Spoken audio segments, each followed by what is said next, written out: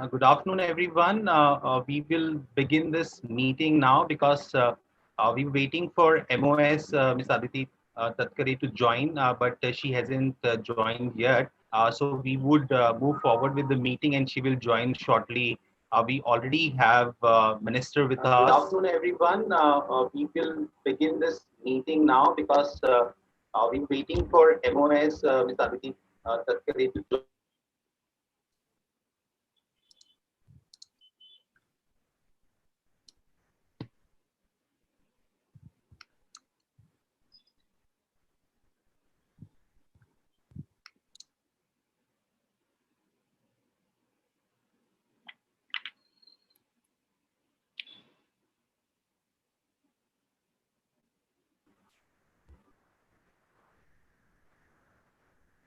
Uh, let's see.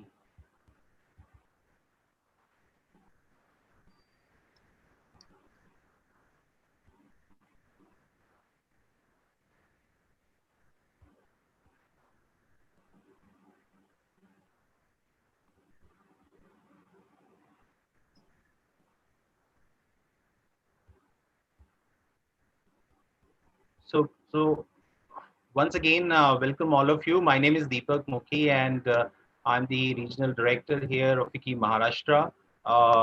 We welcome all of you to this webinar on future of tourism and hospitality in Maharashtra, where the theme of the program today is restoring travelers' confidence and what is the way forward.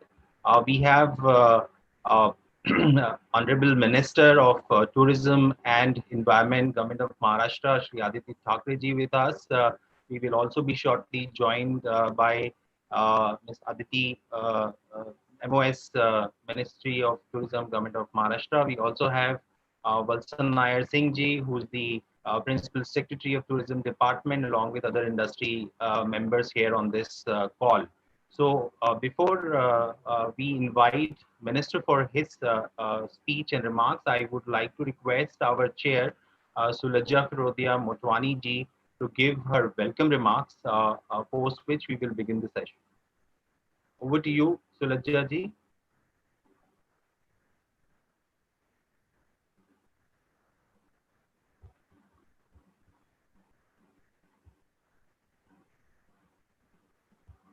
Hi, good afternoon, everyone. On behalf of FICCI, it's my pleasure to welcome all of you to this session on the future of tourism and hospitality in Maharashtra, where the focus of the discussion is going to be on how to restore the travelers' confidence and the way forward for the industry. The webinar is being organized on the eve of the World Tourism Day 2020, which is tomorrow, and it's a special day. So I want to extend my warm wishes to all of you who are part of this industry on this very special day. I want to especially thank our dynamic and young and dynamic ministers, Aditi Thackeray ji and Aditi Tatkare ji, for being with us this afternoon. Their support and words of encouragement and their advice will be very valuable to all our members. And also special thanks to Valsa ji for joining us. She has always been very proactive and a great support to the concern of the industry and has always helped to resolve them. As we all know that the COVID-19 pandemic and the subsequent lockdown has deeply impacted the economy and all the industries. I think travel, tourism, and hospitality is amongst one of the worst affected industries in this phase. FICCI has worked closely with its members and the government in center and the state, and we have made many suggestions over the last 5 to 6 months with respect to the industry concerns and the opening of the economy. And many of them have been well received and acted upon by the government. We thank them for the same. Now with Mission Begin Again starting, some restrictions have been eased and some options for limited opening of the economy have helped reviving some of the industry, including our industry of travel, tourism and hospitality. But I think that a lot more needs to be done. And certainly long-term growth and sustainability of the demand is a big question mark. And a lot more input is required to revive the industry to its erstwhile levels.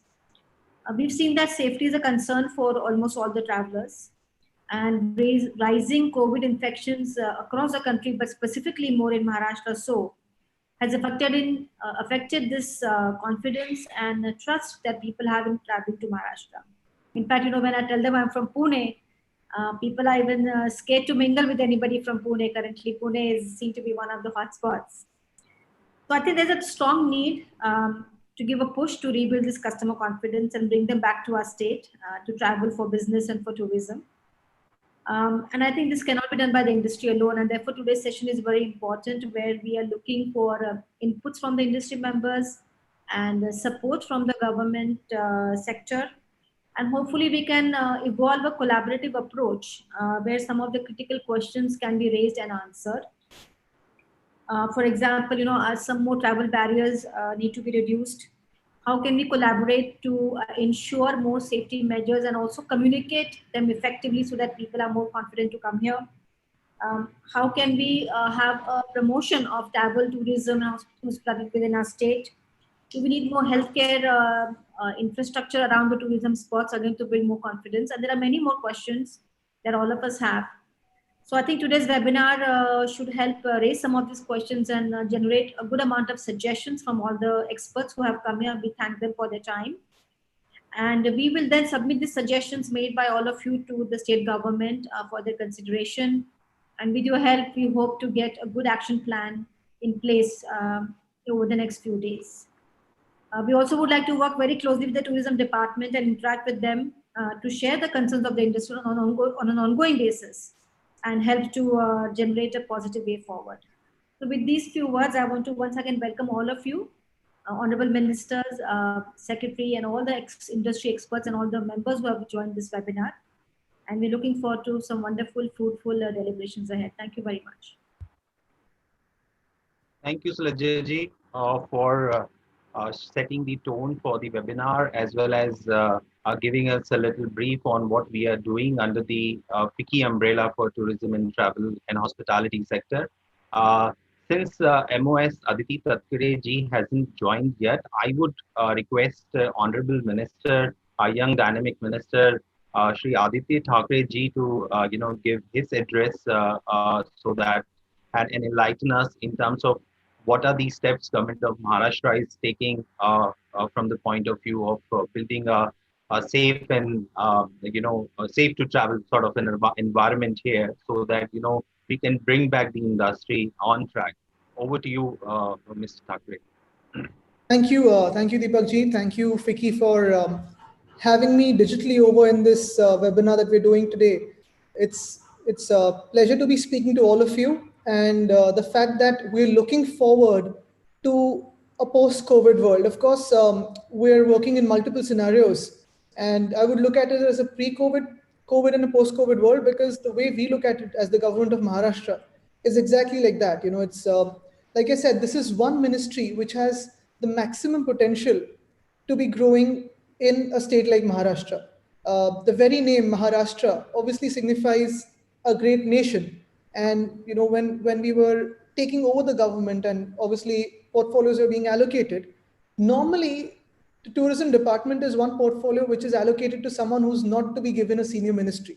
And obviously it has, I've spoken to a couple of you before this, and when I was offered this ministry by the chief minister, I was happily, willing to take it, only because this ministry and of course the environment ministry, both of these ministries, personally I look at it as the ministries of the future, which start from today.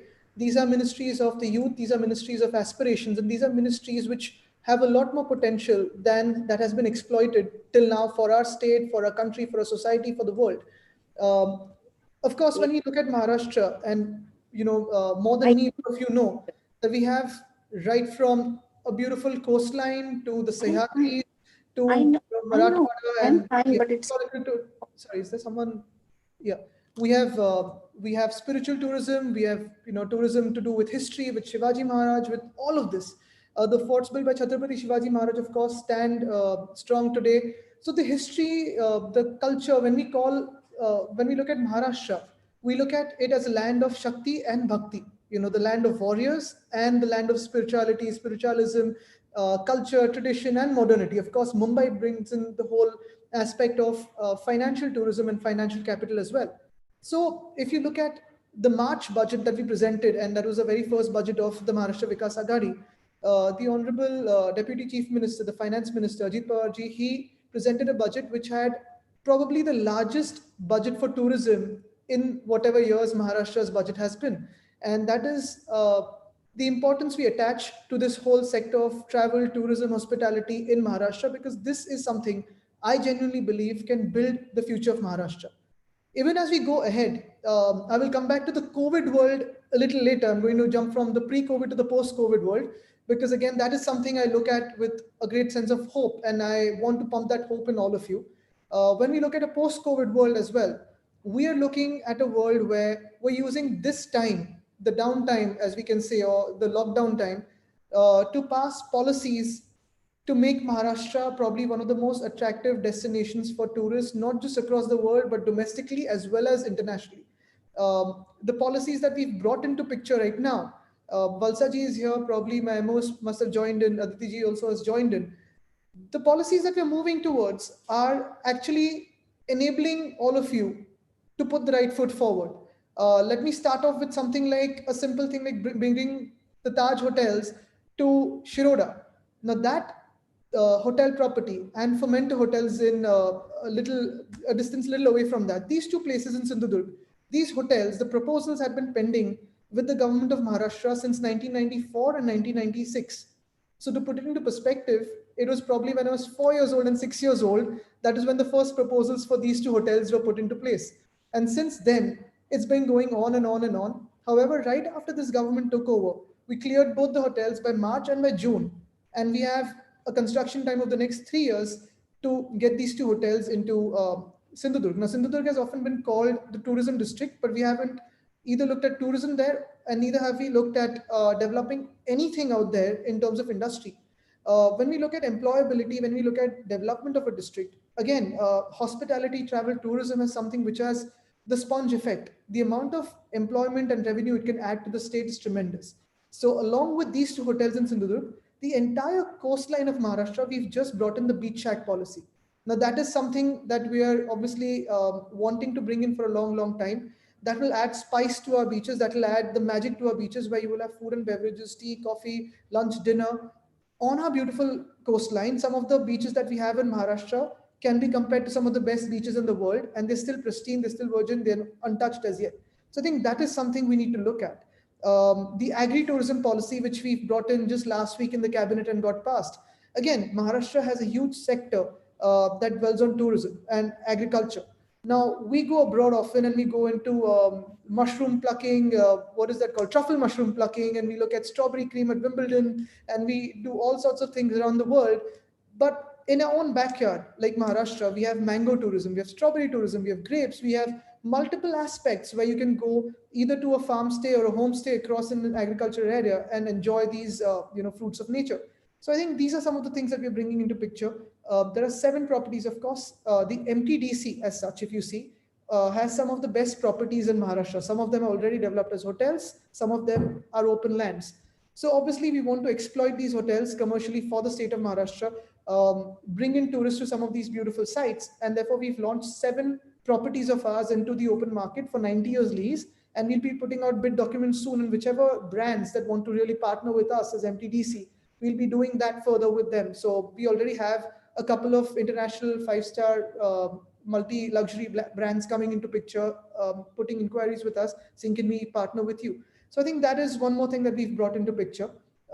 One of the discussions that we've started having is not just as a post-COVID world, but on a general sense of ease of doing business perspective.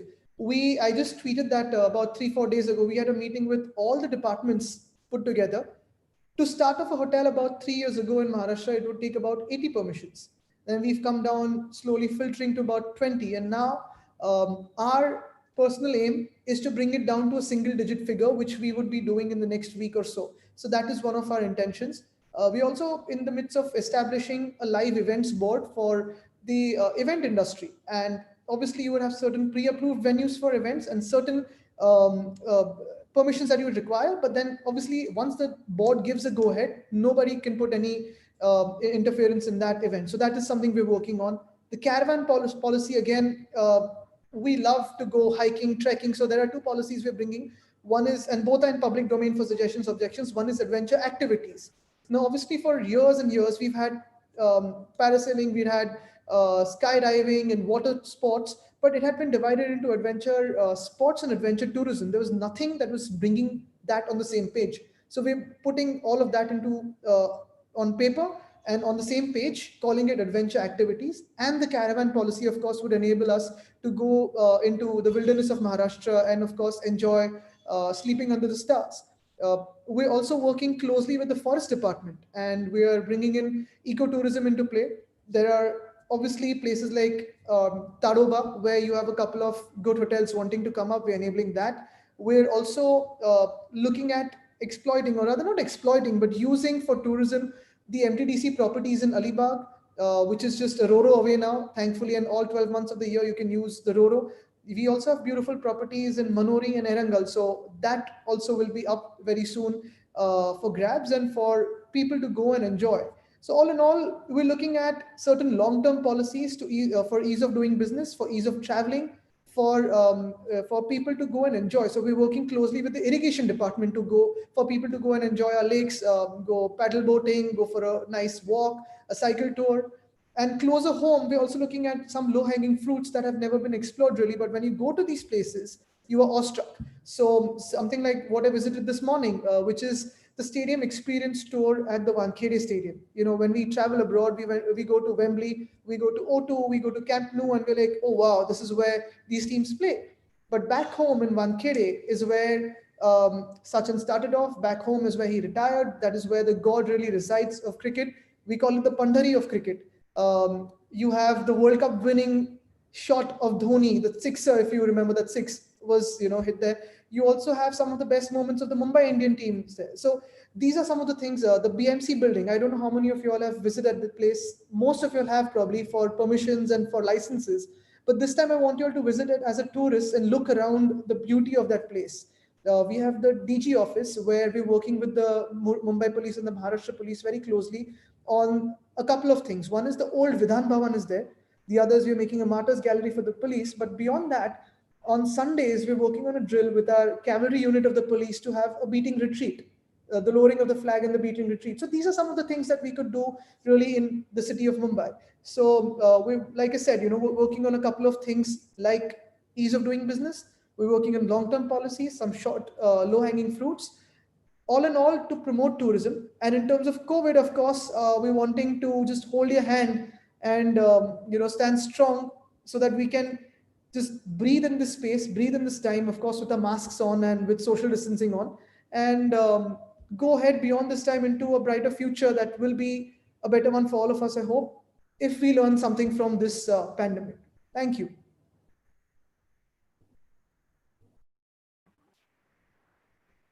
Thank you, Honorable Minister. I think that was quite a few initiatives that is being done under you recently, which you have just shared, and I'm sure that that will be beneficial in the long run for the industry. But we would also, like to probably discuss a little more about how the, COVID is currently impacting the industry, and probably what kind of initiatives can be, taken beyond the enough number of, the initiatives your government has already taken. So I would like to, since I think I don't see Aditi still joining us, so I would like to invite our co-chair, Mr. Anand Goenka, to moderate the session in terms of asking you a few questions which our members have shared with us, and post that we will see if Madam is joined, then we will ask her to give her remarks. So Anand, over to you. So I probably didn't go into the COVID questions because I'm expecting a lot of them. Thank you. Thank you. Ajay, thank you so much for being here with us. I hope my audio is fine. I'm having some trouble getting my mic working on the other instruments. I hope you can hear me. I can, yeah. Yes, we can hear you. Okay, wonderful. All the policy conversations that you had, it would have been such an incredible year, an incredible first year for you as a tourism minister, and such exciting stuff. The ambition and just the energy is really just inspiring. But we just have to come to the short term, the immediate short term on COVID. If there was any industry that could have been as badly impacted with any calamity, I mean, it has to be tourism. We know that any government's hands would be tied. I'm sure yours are as well, beyond. But still, what can we do in terms of financial support, industry support, emotional support? What can we do? What can we expect from you? What can we do for you? Now, one thing is very clear, Anand, that of course the industry of hospitality, travel, and tourism has been badly hit. And of course, when we go through the financial status of not just governments but every other industry, all of us are badly hit globally. So, of course, when we look at other countries as well for any source of inspiration or even manuals for how do we start off, there have been countries that have really opened up a lot and then gone back into tighter lockdown than they were before. Something like Israel or now UK is probably just tightening screws over the amount of people that can be stepping out. So we have to be very, very cautious. Of course, as I see it, a lot of us would want to travel definitely and eat out again as soon as COVID unlocks. And the moment we have a proper safer environment, I know a lot of hotels now and resorts are actually going into a very, very COVID safe environment. They're putting all sorts of seals and certificates for rooms and room cleaning and food. So that is one thing which is a great learning for all of us, because we're moving out of that whole fear of COVID. But beyond that, as of now, every step that we're taking, every opening up we're doing, you must have noticed there's a pattern in Maharashtra's Mission Begin Again. Every 15 days, we open up something. There is a slight surge. We absorb that surge, and then we go back into the next opening up. So that cycle we have to continue. In terms of also another observation is, I strongly believe that once things open up, this industry, the travel, tourism, and hospitality industry, will also take a huge boom, because there are many people who would also want to travel, eat out, start living the normal life, because all of us would want to at least step out. Most of us have been, disoriented staying at home. So there is also a certain sector of people that would want to step out and travel for at least 3, 4, 5 days. So this is what will really give the boost to the sector. Yes, this is a tough time. It is a tough time for all of us. And we have to admit that we are globally going through a time that we've never seen before in the human history. And it's a real threat. I mean, every single day that we go into these COVID meetings and COVID reviews with other states and with our own states and our own districts, it is still extremely scary to think of such a time, and that we could really imagine this time even sometime this time last year. So we have to be very cautious, and also be cautious that whatever we open up doesn't go back into a lockdown. Yes, I think that's something that you've been very consistent on, is whatever opens, we shouldn't sort of take a step back. Exactly. So two specific questions. One is on the heritage sites, the monuments specifically. We've seen Taj Mahal opened up.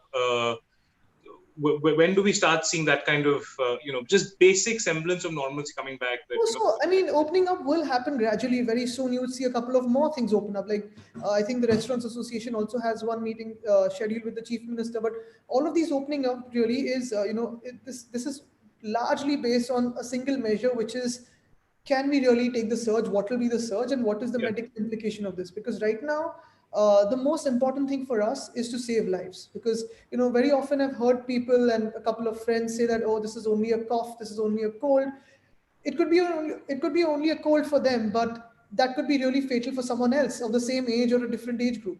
So that is something we really need to look at. And again, like I said, right now is the time we just hold hands very safely. We support each other. I've also written to the Union Minister of Finance and Tourism both, because they have this 20 lakh crore package. I've said, is there anything that we could really offer to the tourism department and this whole sector of travel, tourism, and hospitality? Because I mean, I wouldn't want to politicize. Every government is on shaky grounds in terms of finance, but I genuinely believe that we need to support this sector, and in the 20 lakh crores there could be something that could be coming.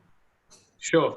Dyuta Bhumiji is asking that there was a conversation about casinos opening up in Maharashtra. Where are we? Is that true? Where are we on that? No, to be very honest, there hasn't been a larger thought process on that. Right now, opening up is strictly to do with COVID opening up. Nothing, going out of the box as of now. I mean, we would have to have a larger thought process on that. And can I push you to think where your mind and heart is personally on that space? My mind and heart right now is first bringing tourists to our state, enjoy the beaches and Wankere and things like that, and then maybe we could think of a larger thing like that. Because see, whenever we are opening up something very very out of the box, we need to set a social context to it. We need to have a Yeah. larger discussion in the society and move ahead. So we need to look at what its implications would be on the state in terms of the society, law and order, finance, everything. Is there any particular? Anand, sorry, just to intervene that the Honorable Minister for State Tourism, Aditi Tatkare ji, has also joined us. So welcome, madam. I think since Minister sir had other engagements, so we started the program, but we'll also come back to you. So how much time do we have then, Deepak, with Aditya? Should we start wrapping up? Sorry, I'm not. We can go ahead. We can go ahead. No problem.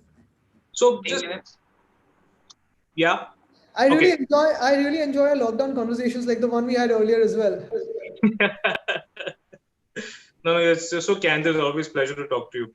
No, so specifically on the restaurants and the and a lot of people here I know who are from that business. A lot of the concern is that a lot of the workforce has actually gone back to their home states. How do we think about bringing them back? What are the safety measures that we kind of think about addressing that? Has there been any thought that's gone into resuming? Exactly. That is when I said, our only measure will be health safety standards when we're opening up, and because that's what really we're looking at. Because like restaurants, we're also facing a labor crunch with the real estate industry. We're also facing a labor crunch with our public works, be it roads and highways, be it irrigation projects, be it dams. These are some of the essential things that we need to look at, and of course, life must go on. We want to start off as soon as possible, because when we took over the government, we got in with a lot of dreams. I said, 1,200 crores for tourism, that was probably the largest. Likewise, I've been fighting for 24/7 Mumbai for the last 7 years. We started off this year, and then we were 7. We've gone into lockdown for about 7 months now. So it's sort of annoying to be tied down with this COVID, but this is such an unnatural thing that's happened. We're roaming around with masks and sanitizers, and who thought 2020 would be the year that we are actually learning to wash our hands clean properly? So we really want to start off, but when we're talking of banquets, when we're talking of restaurants and places of food and beverage, we also want to work around really deeply with the industry. Like, we have a sense of what the hotel industry can do when you have rooms and when they're pretty much isolated. What can we do in terms of the calculations of space, tables, chairs, the timings, staggered timings, service, SOPs, everything to do with restaurants. So we're also working closely with the couple of associations in the restaurant spaces and banquet spaces to build these SOPs, and hopefully soon we would have the restaurants going. Specific questions on the airways. Your views on just how quickly the center is opening up airports and air bubbles outside of India and even sort of within the country. The question is, do we stick to our guns being strict, or do we give up on COVID and start moving ahead? Because if you remember, the first case of COVID really flew in from another country, and that was a tourist that flew in, and they brought in. I mean, of course, not blaming anyone, but that was the first way that COVID came in. Even today, I was reading online that Dubai has really banned 3 or 4 airlines for bringing in people who tested positive on their airports. So we would have to maintain the strictest of norms till we safely get out of this, because a lot of countries across the world are going into the second wave. We're not yet done with our first wave, and we're just about managing things with the huge population that we have. So we need to maintain that fine balance, and of course, step by step, we will open up. So we were initially 50, we've moved to 100. Probably next month we would go up by another 50 or 100. But we also have to look at the strain on our resources in terms of our medical staff, our doctors, police, the customs officials, all of that. What's the pressure that the center is putting? Is there any pressure that centers putting on things like this, on opening up airways, hotels? So obviously, we also, as states, get notice. In terms of the notifications that come out from the Home Ministry in terms of what should be opened up, what should be closed. There are certain specific things that they say this should be closed, not to be opened. There are certain things that they're left to us. But of course, whenever there is a dialogue between the Prime Minister and the Chief Minister, it's been always on a very cordial end. And largely, again, the focus has been on the medical aspect of it. Yeah, there's a question from Ragini Mudaliar. Sorry, interesting question. Is that do you think it's can we give priority to corporate travelers? Can we create a distinction between corporate travelers and I guess economy non-corporate travelers, just to ensure that business, the kind of people who actually make the policy decisions, kind of that movement I doesn't think stop. that is largely up to the Civil Aviation Ministry, but most of the things today, right from offices to like this webinar, even the courts are running on webinars. And Anand, really, if you've seen in the last week, I've personally had about 6 or 7 meetings cancelled because someone or the other just develops fever, either after the meeting or before the meeting, and then you end up being on a webinar with them because they test positive the next day. So that it's not yet extremely safe to be mingling when you can really be at home and over a webinar. Any just coming back to actual money, is Aditya, because it's tricky at the end of the day, people are going to be asking that. Is there anything that they can expect from the state government as support? I know you're trying to lobby the centre's 20,000 crore relief, but in terms of the monthly expenses that kind of go into just keeping us safe. Again, definitely we want to be helping. We're helping on the policy bit, of course, and going further, how do we bring in more hotels and ease of doing business? In terms of a financial package, if you ask me personally, yes, I want to give. If you ask the Chief Minister, Deputy Chief Minister, who's also the Finance Minister, we want to support this industry because this industry has in the last 9 months become a key industry for us in terms of growth for the state, in terms of pitching the state on the international level. Can we really support our core industries? Right now, what has happened is, again, not blaming anyone because everyone's tied up financially, but our GST returns are yet due, about more than 1,000 crores. The larger package really has no implications on ground as of now, which is the 20 lakh crore package. And thirdly, some of the hotels and amusement parks that we owe GST returns to, that is what we're really struggling to give back because our own salaries, right from the ministers to everyone, are cut. And this month onwards, the center is not supporting us in terms of buying PPEs and medicines. So that is another burden of 300 crores every month that will be coming on the state. So our first focus again would be to support the medical facilities because that is absolutely free for everyone, irrespective of social, economic strata, caste, creed, religion, language, everything. So that will be the focus. But going further, I would definitely want to support this industry positively. Sure. One question on sort of timeshares, Airbnbs. I think the CEO of Saffron Stays is also on the call. What's your general view on that model? And it seems to be a safer way to holiday right now. Yeah, I mean, the safest way to holiday is, of course, test yourself and then go if at all you want to go, and test anyone who's going with you. I keep telling my family the safest way is to be at your own house and think of holidays and do throwback whatever pictures. But again, when we think of starting off, a couple of our MTDC guest houses have started off, hotels have started off. A lot of hotels and resorts I know where a couple of friends went and they've tested and gone, and the hotels have been absolutely safe, clean, and COVID friendly. I mean, COVID non-friendly and safety friendly. So if that is the case, we're good to go. And we need to also inject this little confidence into people because when you're working with an office staff or when you're working with professionals around you, like I said, you will have one or two people who are falling ill every single day. Some of them test positive, some of them don't necessarily test positive, but that fear of being in the same area or traveling is still largely in the minds of people. So along with opening up, we'll also have to have large confidence building measures and move ahead, understand this thing, how to keep yourself safe. The chief minister, specifically, the question was on the timeshares. Airbnb, if you have a, course, in terms of if they can really keep it safe and tidy, and they've always maintained that even before COVID. So I think that's fine. But we're getting a question on amusement parks. Yeah, no, going further, Anand, just one more thing, in terms of the hotels, we've started this movement. The chief minister has started this movement called Maza Kutumba Maji Jawabdari, my family, my responsibility. And that is simply 3 things. Wear a mask whenever you're stepping out or mingling with people, even if it's one single person across the room. 2, keep your hands clean. And 3, keep a safe distance. If we start doing these 3 basic things, I think we can largely keep ourselves safe. Okay, wonderful. There's a question specifically on amusement parks. Has it been less of a roller coaster ride in the last 6 months? It's from a gentleman, Anil Padwal. Is it an opportunity for Maharashtra? Is it a separate industry focus that you think that there is some serious job creation and it can help with economic sort of growth as well? Is that something that you've thought of at all? No, of course it is. And when we look at areas near Mumbai, and especially with Navi Mumbai developing as, Naina City, around that whole area where we have an airport coming up, we have the MTHL joining Shiroda to Navi Mumbai in 20 minutes time. And with the coastal road and the connectivity of East-West Mumbai to other regions like Alibag, to Navi Mumbai, Uran increasing, we could really have more amusement parks coming in.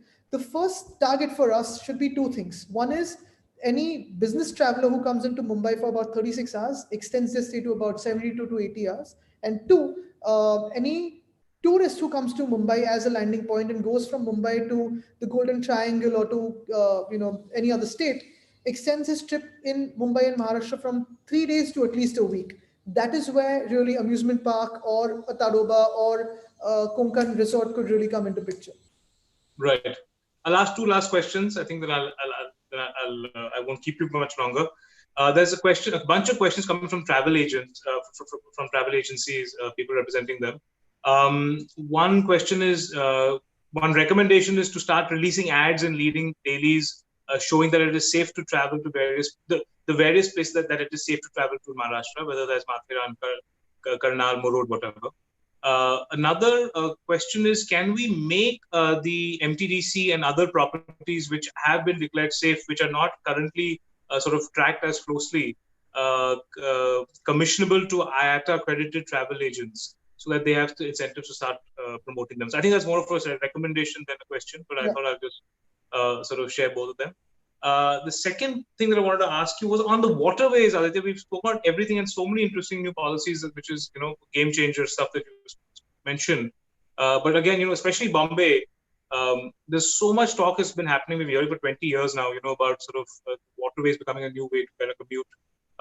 Your views on opening that up? The RoRo is one great example of something which is, quite a game changer sort of transportation method.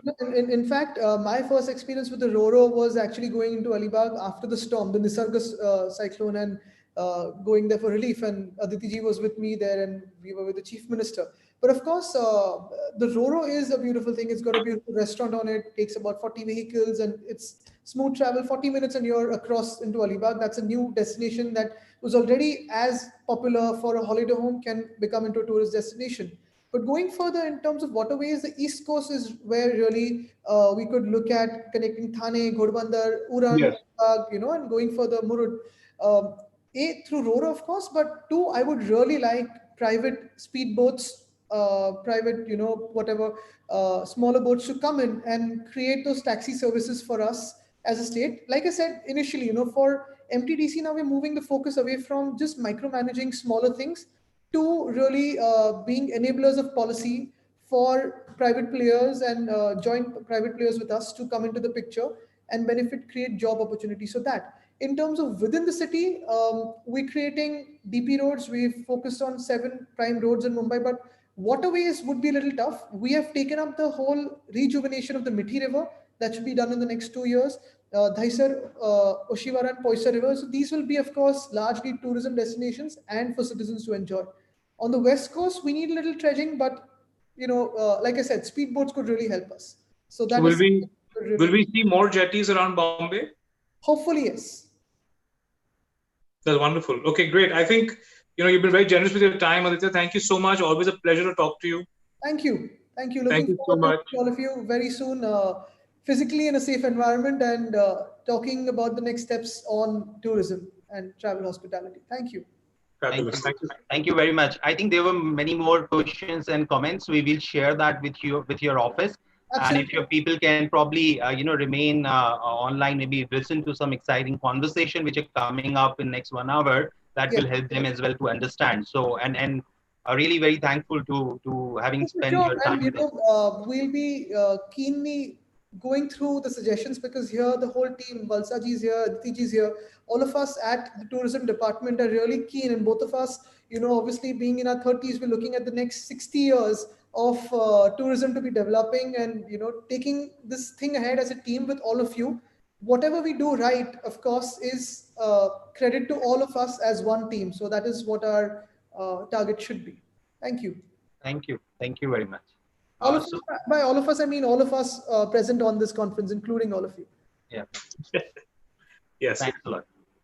So I would now like to invite, so we have a panel discussion scheduled here, and we also have Honorable Minister of State Aditi Tatkare ji with us. May I request her to give brief remarks from her end, and probably if she can remain with us for the discussion as well.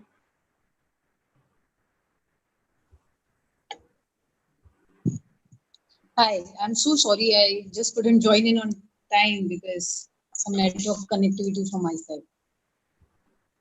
Am I clear? Yeah, we can hear you. Yes. Yes. Firstly, thank you for giving me an opportunity to be part of this very interesting and useful session. Because I personally feel right now everything is revolving around the health department, and the much needed attention is being given to the health department. But I think subsequently, once we are out from this COVID crisis which we are going through, post this, the main, I think, focus should be on the tourism department, maybe after 6 or 8 months from now. And like Aditya ji just mentioned, that there is huge capacity, and there are loads of things which we can do in the department.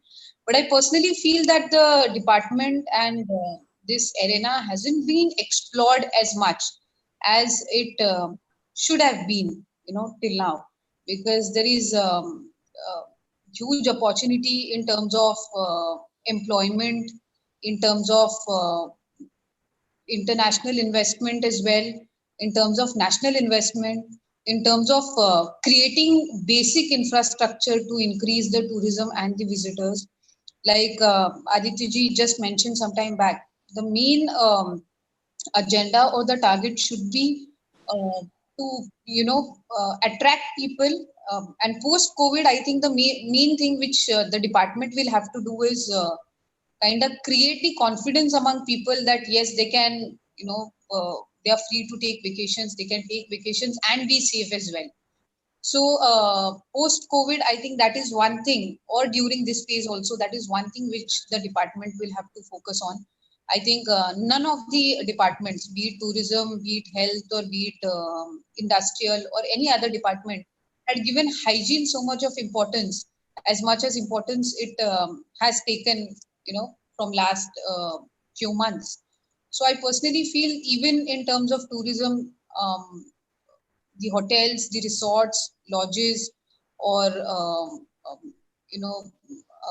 in-house tourism department, everyone. I think the one thing, or the tourism, the tourist places which we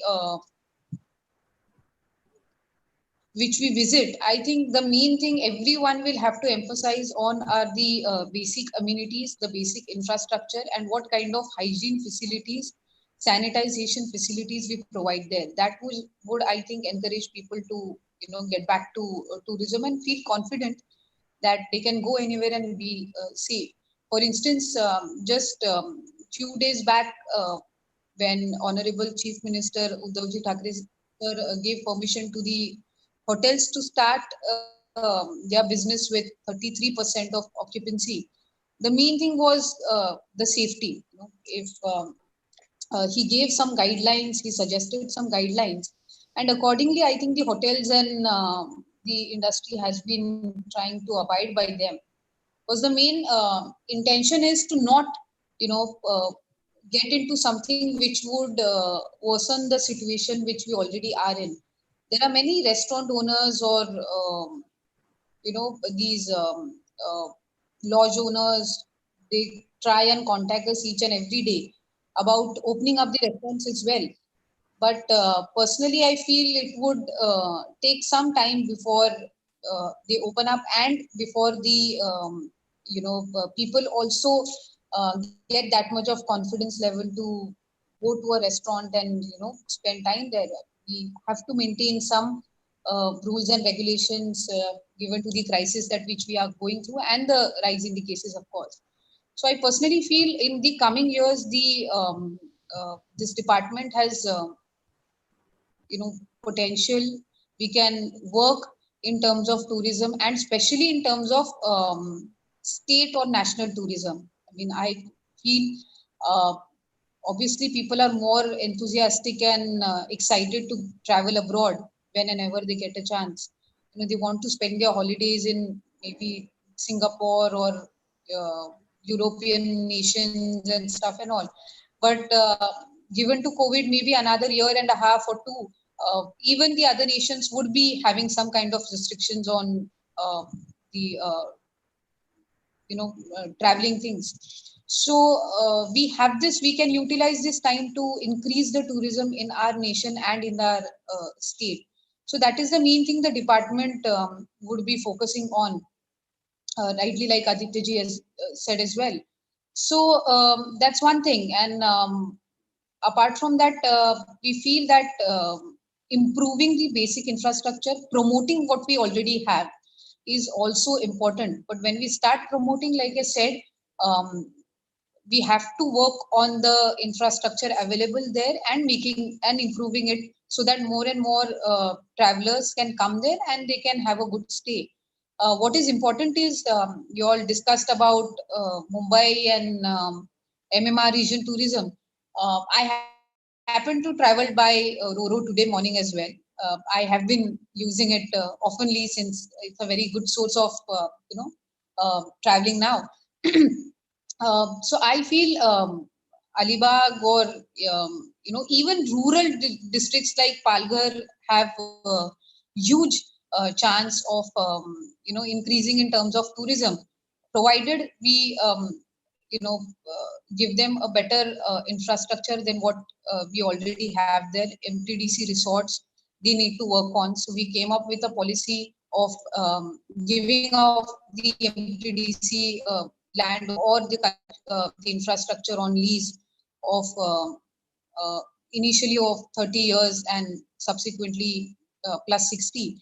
So these things would surely ensure that we give them, we give all the classes, be it masses or the classes, the opportunity to reach each and every part of Maharashtra, and uh, you know uh, they can explore our state more than how excited we are to explore the other parts of the world.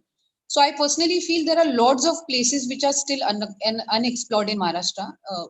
Even in the rural area, we have so many tourist spots which are really beautiful, and once in a lifetime, at least people, everyone, every Maharashtrian or every Indian should visit. But the only thing is we need to promote them well. Unfortunately, like I mentioned initially, they haven't been promoted that well. And apart from that, tourism as department, hospitality as department needs to be given more importance. So that's what we, have been, I and Aditya ji have been requesting Honorable Chief Minister Thackeray sir and Honorable DCM Ajit Pawar sahab to, provide us with funds, which they did in the budget which was presented in the month of March. Unfortunately, the COVID crisis has, restricted us to a very small amount of, budget, and we are facing huge financial crunch, since all of us have been focusing more on the health facilities, which is important right now. Apart from that, I feel what is important is taking inspiration from other states and other nations, like as state as well. We need to learn from other states, like say Goa or Kerala, or even Gujarat or Madhya Pradesh for that matter, on how they have been, giving importance to tourism and how they have been promoting. For example, I remember Madhya Pradesh had come up with an ad campaign, like MP Gajab Hai, or something. It was just an ad, And it was so catchy that all of a sudden we felt that, MP would have so many things, and we can just go and we can just explore places there. Kerala, of course, is known as another like heaven in the nation, apart from Kashmir, of course. And then there is Goa. Uh, uh, it's a very good example of how they have been maintaining their standards in terms of tourism from many years now.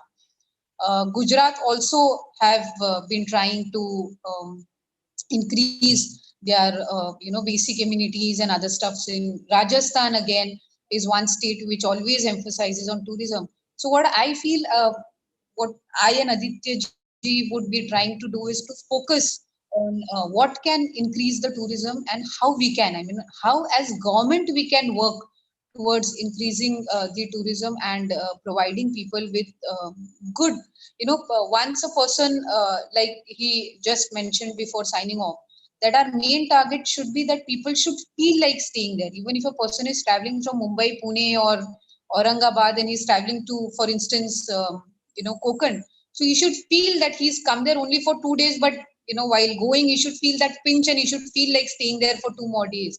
So that emotion or that sentiment, of visiting our own state and feeling proud about it, I think that emotion or sentiment we need to bring in the people of our state, and subsequently in the in all Indians. So I personally feel that would be more important. And apart from that, yes, to come out of COVID, the state government will have to give some kind of relief. They would have to come up with even more good policies, since we are trying to emphasize on them as well. So these are few things I think we need to do immediately when we are unlocking. So right now, even if our focus is on the health department, I think gradually, once we open up, the only two departments which will be able to bring the state back on the track would be industries and tourism. So if we all work together, if we apart from that, what I think is extremely important is dialogue between the government and these various departments related to tourism, be it travel agencies, be it hotel industries, hospitality. So what's important is a dialogue, a communication between the government and these various departments and institutions, so that whatever measures government decide to take reach the ground level and have a positive, good impact, affirmative impact on the industry and all the people who are related to it. Thank you. Thank you, Honorable Minister. I think that was well said, and I think we understand. We see a lot of suggestions coming in the chat box, and the purpose of this meeting exactly is to bring together all stakeholders and come back to you with suggestions or ideas which could improve the current status of the tourism industry in Maharashtra. And obviously, the focus first would be to bring back the industry on its foot, make it what it was before COVID level, and at the same time plan for, because we also have with the COVID, we also have enough time at our hand to plan various things which we cannot, probably with the time constraint could do, but now we could do that, so that whatever long-term plan you have just talked about, could be implemented when we are fully opened up. But however, we would still, request. There are a lot of requests in terms of current times for hand holding, and we would request if tourism ministry, can look into it and help the ministry, because this is stretched along, and maybe it cannot, people cannot, or industry cannot survive further if it goes on like this, and hence a lot of intervention from government is also required at current level. So thank you for your address. And we would now move into a panel discussion. I mean, I don't know if you have enough time, to stay with us. I know you're touring, I guess, so you're out. But we would otherwise send you, and Valsaji is with us. Quickly actually find a place so that I can sit and I can get connected. I understand. So thank you very much for that. And I think Valsaji with us. So I think she will be our messenger to all of you, and we will come back with our suggestion to you. So thanks again for joining. Yes. What one thing I mentioned, I forgot to mention is about the various aspects of tourism, like agro tourism or eco tourism, or these are various aspects of tourism which, like, we just came up with a beach check policy. So these are few things that we have been trying. I think hadn't it been for COVID, we would have even moved a little ahead in terms of the other policies which we had planned. But anyway, I think these, small and effective policies and different, we are trying to explore various aspects of tourism which we haven't explored in Maharashtra as yet. We have huge history, uh, Chhatrapati Shivaji Maharaj, and there are too many things which can be explored. But I personally feel what is important is incorporating the confidence among the people and creating the basic infrastructure. So thank you once again to all the honorable dignitaries who are part of this panel discussion and this session. I think this is the first time. Actually, me and Aditya ji, we handle a protocol department as well. So this was one such, I would say, a wrong incident where I had to break the protocol a bit because he was supposed to speak after me and I couldn't join in on time. So thank you once again. And I feel Vansa Nair ma'am is here and among the other dignitaries as well. Yes. I'll try to be here as much possible. Sure. But we would really like to have all the suggestions. Like I said, I think the important thing while getting the tourism department and the hospitality department back on track is having a good conversation and communication between the department, everyone related to tourism, and the government. Thank you. Thank you, ma'am. So now we move on to our final session, which is the panel discussion on the theme of today's webinar, the Restoring Travelers' Confidence, the Way Forward. And we have an exciting panel among with us, which will be moderated by Malini Gupta, who's the resident editor of the Financial Express. We also have Valsa Nair Singh Ji, Principal Secretary, Tourism, among the other panelists with us. So we look forward to this particular session. And Malini, over to you. Hello and good afternoon, everyone.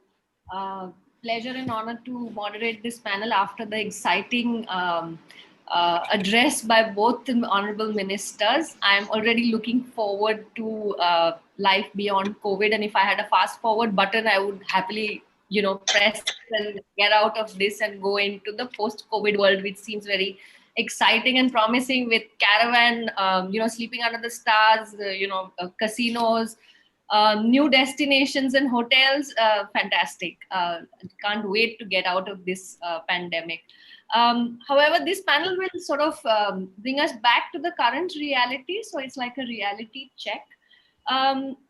We've just been looking at some of the numbers, and that numbers itself will sort of set the tone of our conversation. The travel and tourism industry essentially employs 4.2 crore. Hello.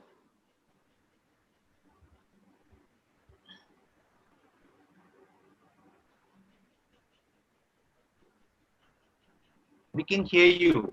Okay, because suddenly my screen blanked off. So okay, I don't know. We have employees 4. Gone into screen share mode, I guess. Where is it? Okay. No, I yeah, haven't. Continue. We will just.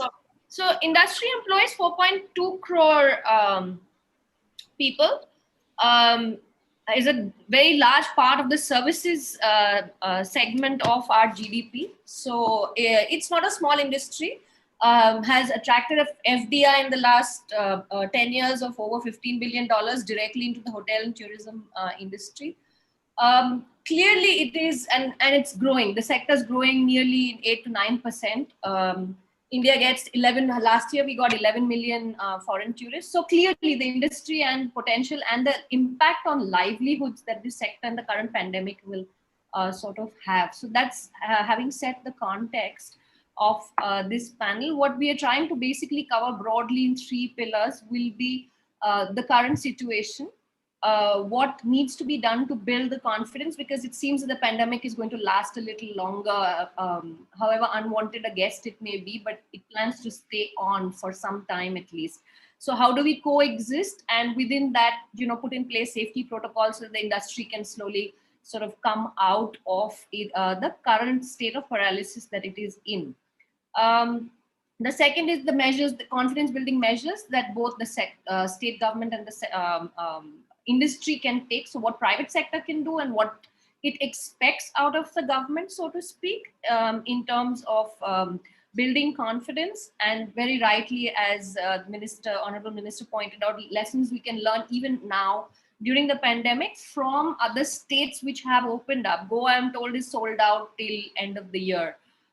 So clearly there is a demand for tourism even during the pandemic. And something along those lines will be shared by our panelists Saffron Stays, who is seeing booming demand for private homes in and around Mumbai and Pune. I'll quickly come to introducing the panel. It's an esteemed panel, and of course, Madam Secretary will be a very key member of that panel. We have Sanjay Sethi, who is CEO and MD Chalet Hotels. He'll put across the organized large sector hotel point of view in the pandemic, and how do we sort of deal with it in the current situation. Sudhir Patil, Director Veena World, will sort of put into perspective the tourism tour operators and their perspective on the current situation and what needs to be done. Nandivardhan Jain, CEO Noesis Capital, on a whole host of things on what private enterprises are doing, can do, safety protocols, how do we come out of this, and the kind of investments that have come into the sector, and in future, what are the kind of returns can the sector look at, because it's been a recipient of over $15 billion of FDI. So given that the pandemic has really crippled the industry, do we still expect investments to continue in the sector? Next will be Mr. Ankush Nijavan, co-chair FICCI Travel Tech. And then we have Mr. Alok Juneja, who heads the Western Region Oyo Rooms.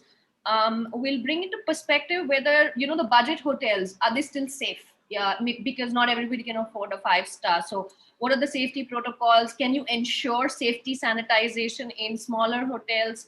The issues that they face, they employ a lot of people also, once again. So how are they coping with, are they paying salaries? Are they, financially, how are they impacted by the pandemic? And they're opening up sort of preparedness, so to speak.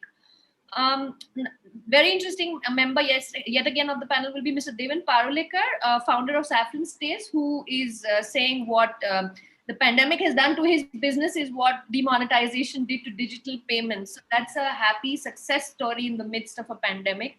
Look forward to hearing him. And finally, we have Ms. Divya Thani, editor Condé Nast, on the whole, for the consumer and the travelers side, what travelers or what consumers at this point of time are saying, how are they behaving? Is there a repressed demand that exists already, which will just, explode once we open up travel and tourism? So we'll sort of having said that.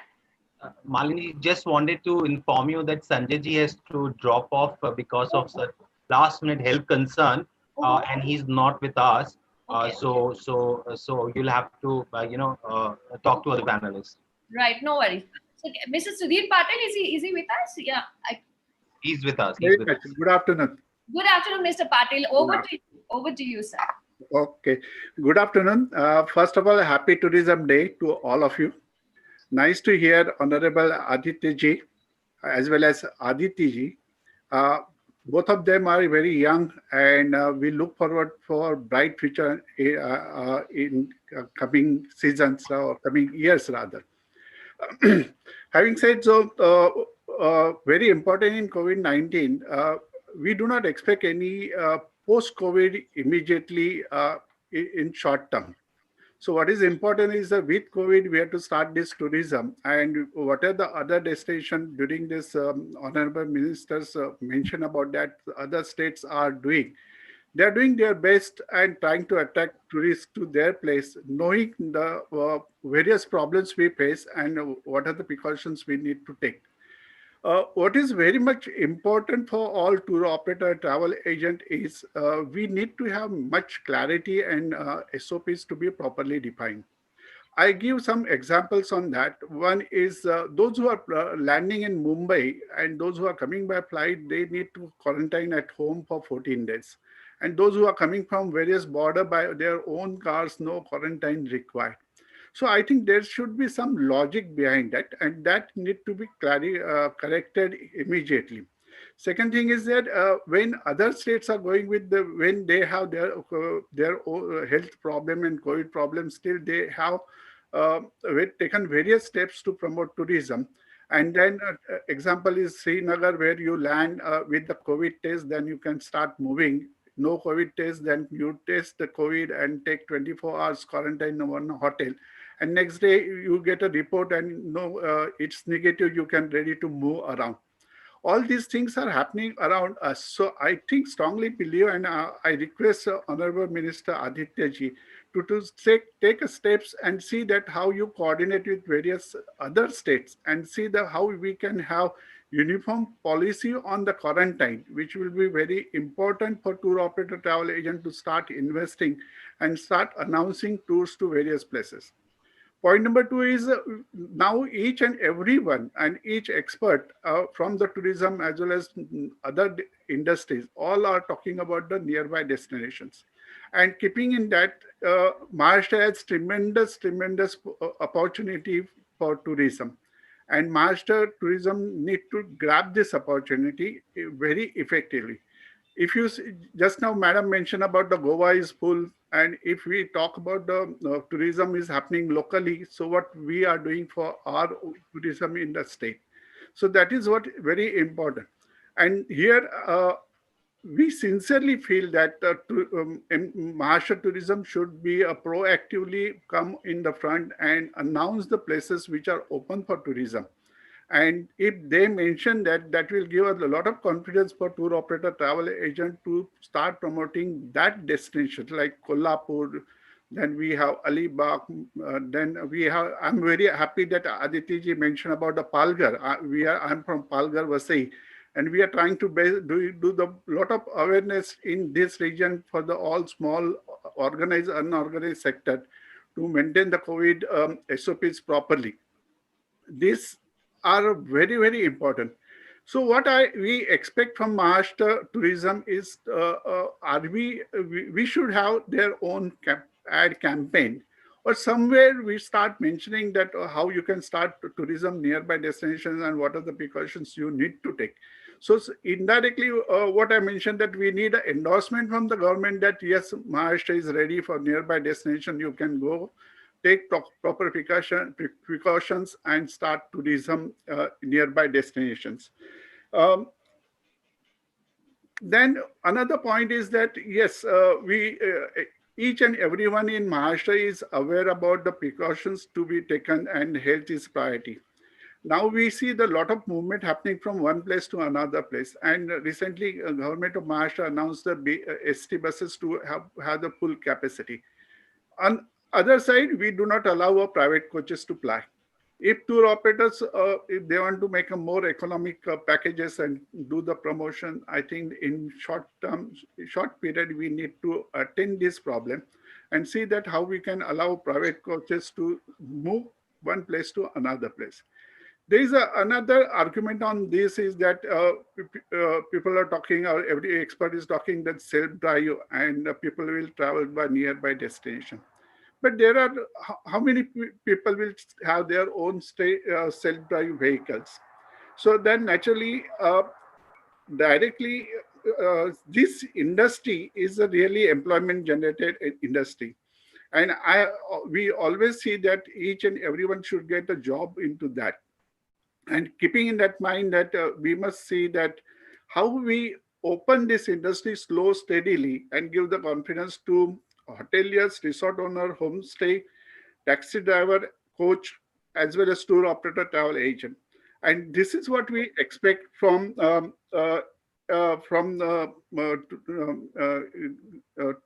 Maharashtra tourism. One more point is that due to this situation, last 7 months, everybody is at home, everybody is talking about that. There are large chunk of travel agent and tour operator based in Mumbai and around. We talk about the local tourism. We should take advantage of all these tour operator travel agent and make them brand ambassador for Maharashtra.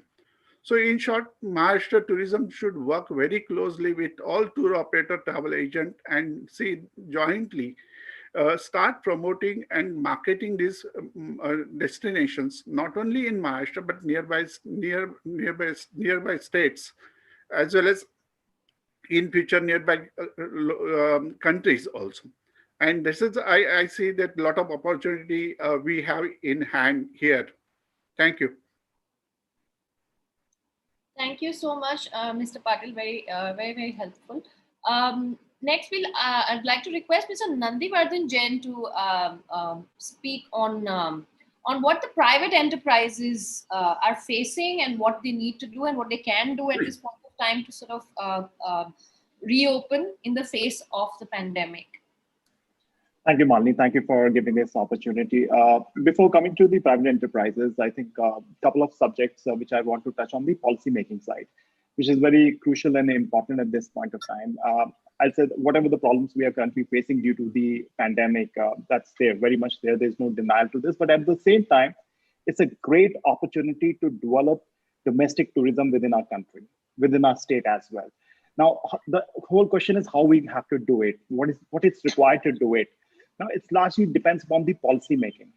What type of policies are the governments can plan? Both the honorable ministers mentioned very valid, points, and really appreciate some of the initiatives they are already taking, and it's already they have done walk the talk also to some extent. But at the same time, when we come to the policy making, for example, we heard about the minister mentioned about the RoRo. Now, that is about the infrastructure initiative. One such infrastructure initiative, the impact is this. Now my office is sitting on 3 different feasibility reports, which are looking for the development of the asset in that particular micro market in spite of the current situation in the market, because these all are long-term perspective decisions. These are not from the keeping in mind 6 months or 12 months or 18 months. So infrastructure and the connectivity is the key to develop the domestic tourist circuits within our state, because outbound tourism for next 2 years looks very difficult. So people need recreation. They're gonna make sure they have enough good options, and that's what the opportunity the private enterprises and the government has to develop this infrastructure.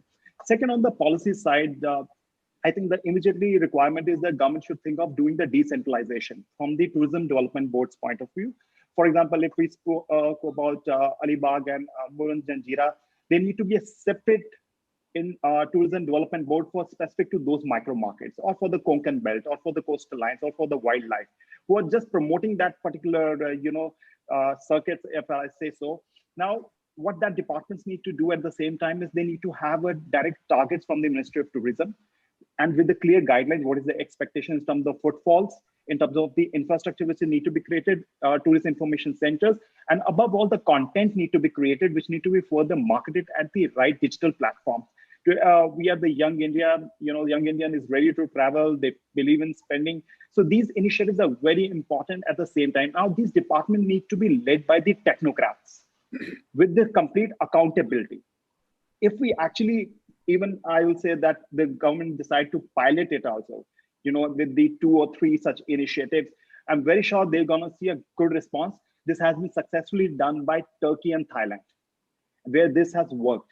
So at the same time, it's a high time. I think it's an opportunity where the government need to seriously think about this and need to implement as soon as we can towards this direction.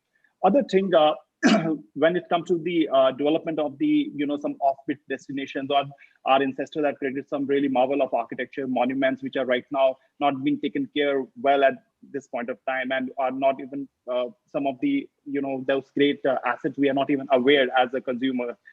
We need to look back to that. We need to lease out those facilities. Why I'm saying so, I'm give you a small example. In a country like Cambodia, okay, there's a temple facility with the name of Angkor Wat. In 1993, the visitors to that temple was 7,650 in an entire year, which is less than 650 people a day on an average. They leased out that facility to a private enterprise, okay, the large conglomerate of that particular country. They restored the infrastructure, they created the common infrastructure. Within less than 10 years, the numbers reached to 0.5 million, more than 0.5 million. In 2012, the visitors for that particular facility, 2 million. 2012, 2.6 million. Today, the ticket collection of that particular temple is more than 50 million USD. Okay, just imagine what type of prosperity that one temple, that monument has brought to the entire, micro market for that particular city, in terms of the restaurant businesses, in terms of the tour operators, in terms of the cab business, local retails, and the hotels, lodging, and whatever investment would have been came to that. I'm not saying that leasing is just the complete solution of the these type of architecture monuments. I'm saying this is one of the solution, and the other initiatives are required, but the privatization is the key for going forward. Now, if we do something similar for our Maharashtra state, there's a lot of forts available. There's a lot of architecture monuments available. In that, whatever the collection is coming, 28% of that goes toward the restoration or the upkeep of that asset, for the development of that asset. So these are the some critical, policy making decisions that the government has to take. And if the right policies are well implemented with the right, infrastructure and the intents at the top and at all levels of the government, I'm sure the results will be in a favorable manner. We have enough in our country from the tourism perspective, from the culture, architecture, and the other local cuisines and multiple other things are available, ingredients available in the country to give a good boost to this sector, which is going to have a direct impact on the employment opportunities which will be created. And that's how the entire society, to large extent, going to get well benefited. I think it's a decision that the government has to take. And if this is well implemented, this can really go in a long way. And after that, the most important thing is that it's a time to reassure your traveler that you are going to be safe if you're going to stay in my asset, which has to be done in collaboration in the private stakeholders, which is largely the hotel owners, okay, and in collaboration with the government. Together, a strong campaign and the message need to be delivered to the potential traveler that you're going to be safe. Now, that's from the policy making side. Now, coming on to the hotel owners perspective, or the people who have invested largely in this infrastructure, just to give you a basics on that, hospitality asset class, when you invest, these are high capex businesses. These are you make investment by keeping a perspective at least for almost a decade.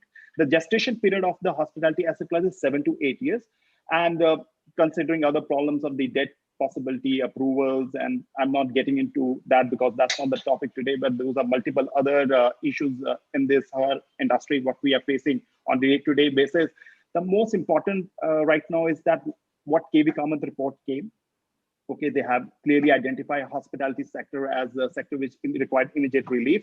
If that recommendation got implemented at a banking level, then yes, there will be a certain level of relief to the hotel owners, and which is much required on an immediate basis. You know, we are already on the ventilator, and being very honest and candid, most of the assets are right now not operational to their full efficiencies, and there's a lot of challenges, and this gonna take some time to improve the occupancy and ARRs. For those couple of years, government need to support the hotel owners on multiple fronts, whether it's a state government tax collections side or it's a central government tax collection side, that require the immediate support on that front.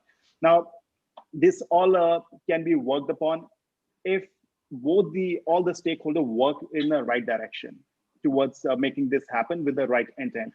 And on the last side, the assets which are independent hotel and the hotels which, in the segment of 50 to 60 rooms or 70 rooms, which is I will say 88% of the inventory across the country. Okay, 84% inventory across the country. Okay, that inventory is the opportunity to migrate the unorganized standalone hotels to organized formats. What's going to happen with that? You're going to have a better product, because the asset requires certain upkeep and certain standards to be made from the brand specs if they get into tab with the brand. Okay, the second most important thing, the consumer going to have a better experience. Consumer will be in a position to pay better for that quality and the service. Eventually, in the long term, government going to collect the better taxes out of that property, and it's going to be benefit to the entire neighborhood of that locality if the asset further improves in terms of the upkeeps and all that.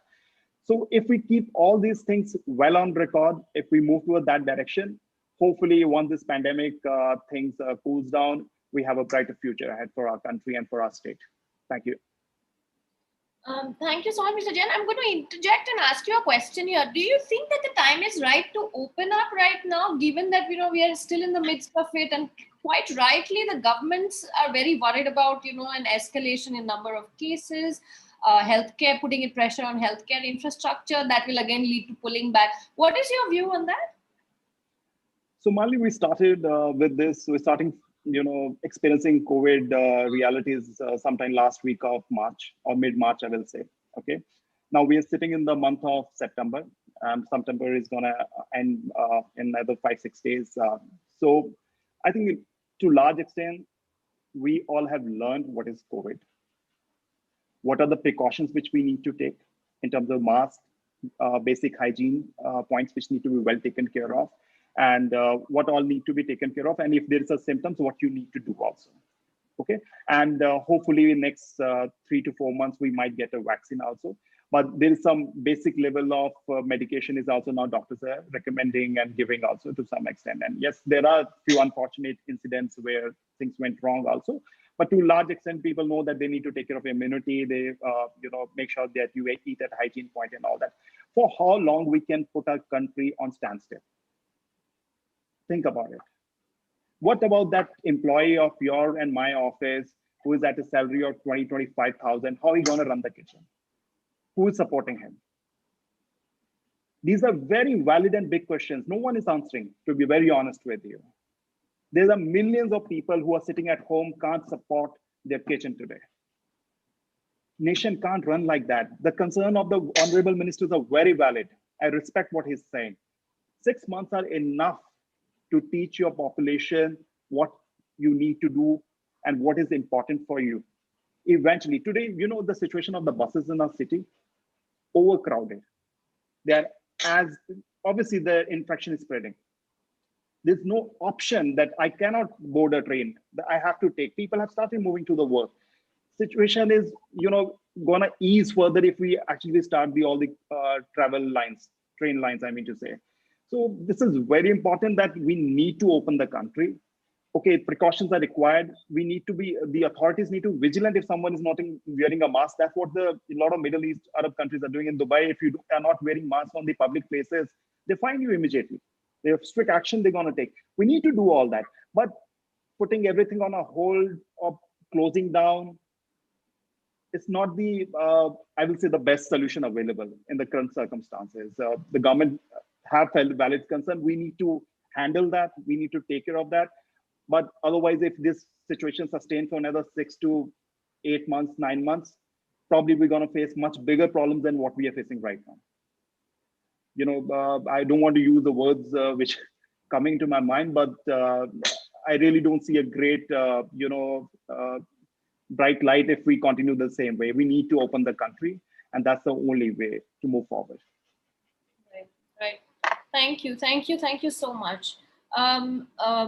Having touched upon the policy aspects, I'd like to invite Mr. Alok Juneja of Oyo Hotels on sharing the experience on how your hotel, your brand is managing, a chain of hotels that are your hotel partners, safety protocols, demand point of view. If you could just touch upon some of those issues as well.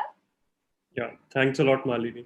And thanks a lot, Vicky, for inviting me to be part of this panel with distinguished members of the industry exchanging thoughts around probably the most burning topic, which has forced us to rethink the way we approach our business. And why I stress upon rethink is because when COVID started in March or April, we came down to a standstill from a business standpoint, and we are the most hit industry. At that point in time, we went back to our drawing boards, etc. And we had two big problem statements at hand. One was how to provide a consistent and a safe environment for 100% of the guests who are checking into Oyo hotels. One is how do we provide, how do we solve for the customer? Second bigger problem that we had was how do we make sure partners across the country, and since we have about 100,000 rooms operating with us, which is close to 10 odd thousand hotels, and in good times we had a 25-30,000 sort of a hotels partners we were running with. So how do we implement those solutions at that scale and ensure that each and every touch point at each and every of the hotels that we run with is safe and secure for the customer? We've come a long way in last 3-4 months in designing certain solutions. So around, I'll just give a background of what all we did and what is the current state. I'll come to the later part.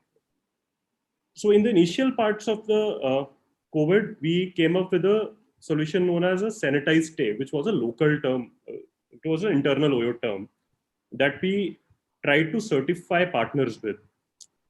It was nothing but a simple 20-point checklist that we asked our hotels to comply with, which includes the basic sanitation norms, what are the processes and procedures to be followed at the check-in and check-out time, what is actually a minimal contact service that a guest needs to be catered with. And also, so on and so forth, we had these guidelines that we had designed for the hotels. The second part of it was to ensure that 100% of our hotels and the entire staff at these hotels complied with that. So we went ahead, we had a very strong training module in place in parallel to that. The operations teams that we have on ground started, and in fact, the biggest hamper to this was we could not physically travel to the hotels because of the restrictions, etc. So the technology came into place. So what we started to do with all the hotel managers, all the property managers that we have, we enabled them with video calls, we trained them, and so on and so forth. And then we came to the implementation piece of it, wherein the 20-point checklist was implemented at each and every hotel. The hotel partner had to, so we have an internal app that we use for our ops. The partner, the property manager had to fill in the checklist, had to click the videos, photographs, etc. Those were uploaded. And post that, we allowed that partner to come up on board with a sanitized state tag. As we speak, around 90 to 95% of our inventory at any given day is compliant with that. So what we do is, and earlier that percentage was obviously lower. It took time to uptake. In parallel, we developed a very, very strong post-audit mechanism. So every 10 to 15 days, each and every of these hotel partners is audited, whether they are compliant with sanitized state tags or not. So from OYO's point of view, we are now in a place where we are confident that 95% of our inventory is compliant with the SOP, which was rolled out by the Ministry of Tourism a couple of months back, with which the hotel owners need to comply with. So that is part one of it. Second part of it is we also went ahead and partnered with Unilever. So that was actually a 1.12 sanitized stays, wherein we said there's a minimum or a basic level threshold that needs to be adhered to comply with the policy. Next was with Unilever, we partnered to make sure that these hotel owners are able to further strengthen their sanitized stay efforts, wherein we could provide them certain products from Unilever at a discounted rate and so on and so forth. So that partnership is also work in progress. Third is we signed an MOU with FICCI in August 10 to develop an online certification course in line with the SOPs announced by the Ministry of Tourism. So what we are also doing, so part one we did was to define the SOPs. Part two was implement with the width that we have of the hotel owners. Now third is to make sure that the staff at each and every hotel is also certified in the SOP that is defined by the government.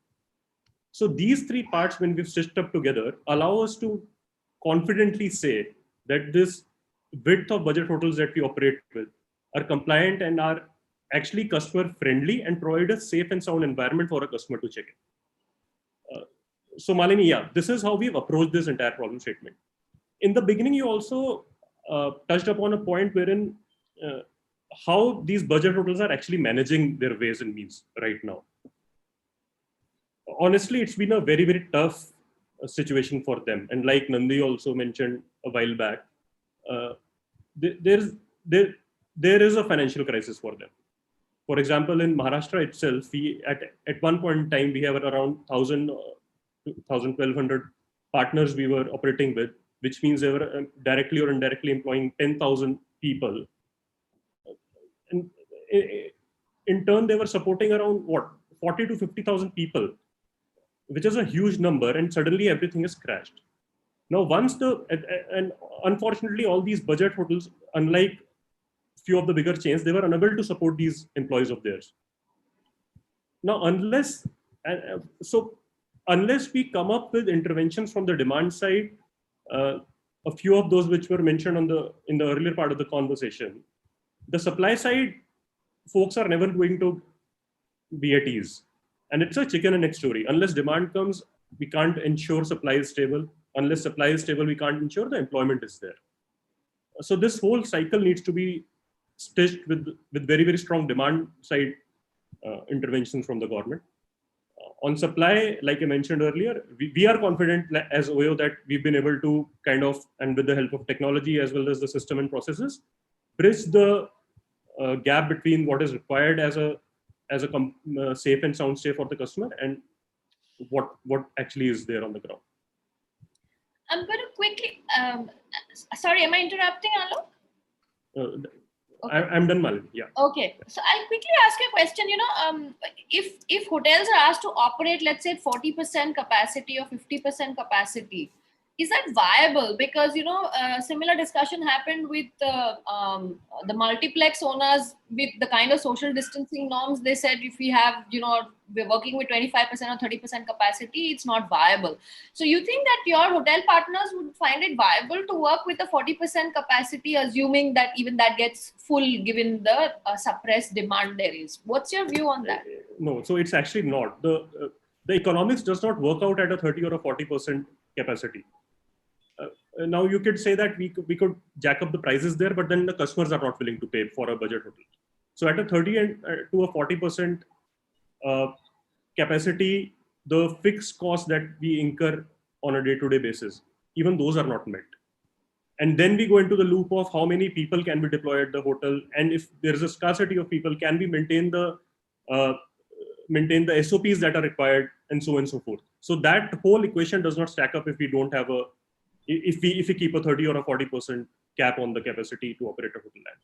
My other point is, in fact, at a hotel, if we are maintaining the SOP at the check-in point in time, which is you have the requisite distance between two people, you have all the sanitization efforts being put after every 2 or 3 hours.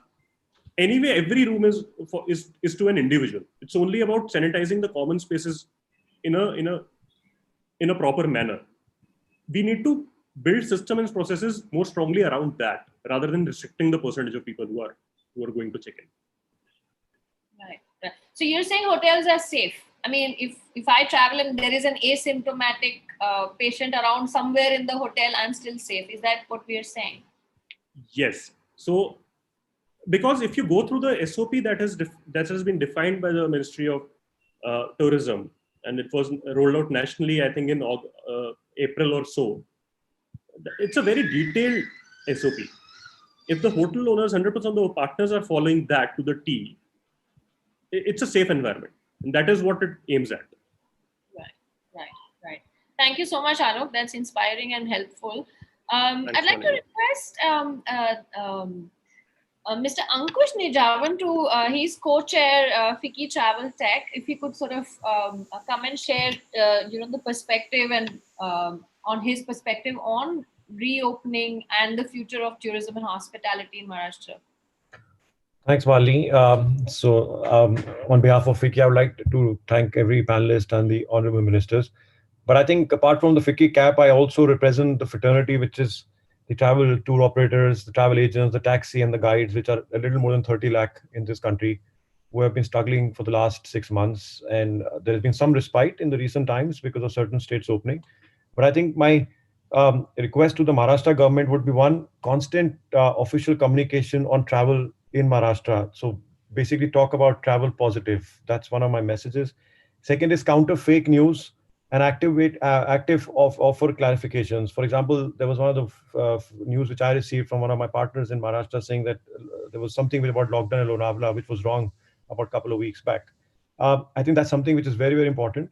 Two, uniform travel guidelines. For example, the policies of Mahabaleshwar is very different than what Lonavala is. So I think one state should have a common policy, if not the country.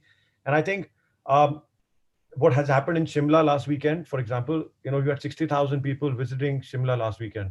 So what Nandi said and what Alok is saying, I think COVID is here to coexist. Life has to move on. I'm not saying that there's been unfortunate deaths in friends and families. I'm not taking that away, but life has to move on because of what everybody's struggling today, be it our industry, be it hotels, be it the airlines. Two, I think especially the Mumbai airport needs to open up the flight capacity, because currently there are only 100 departures, 100 arrivals into Bombay. I'm not talking about Pune, but if you see the other states, there is no limitation on any flights coming in. So if you expect tourists to come, I think that is something which is very, very important. Goa, for example, doesn't do any PCR test, just like Shimla and Uttarakhand. I think this 2nd October, the 3 states which are going to be being benefit are going to be these 3 states. Second is the moratorium. It might be a central issue, government issue, but I think as a state, if something had happened, because Kerala has done it, a lot of tour operators in Kerala went to the tourism ministry in Kerala, and a little more than 400 crores was given as a bailout package for the operators who were listed and our companies who own in Kerala. And some of the employees even got 15,000, 20,000 working in the travel companies. I think it's something that can happen, will definitely help our travel partners in Maharashtra. Second, cruises. I think with Jaleh starting last year, I think it was a great time. Though everything people were talking about the Singapore hub now to be in Bombay. But I think that is something still which is away in the medium term. But I think that's something which I think the Maharashtra government can really work around, and the whole country can get together and obviously sail out of Mumbai and obviously then Goa, etc., etc. And I think foreign travel. I don't see any trade shows happening this year, but when it happens next year, I think Maharashtra tourism should be very, very aggressive in getting the inbound passengers or the foreign travel happening back to India. Might not be early next year, but definitely will happen as we move forward in 2021. And obviously open bars and restaurants. I think that's some big drivers when it comes to tourism, be it local, be it domestic. So these are some suggestions.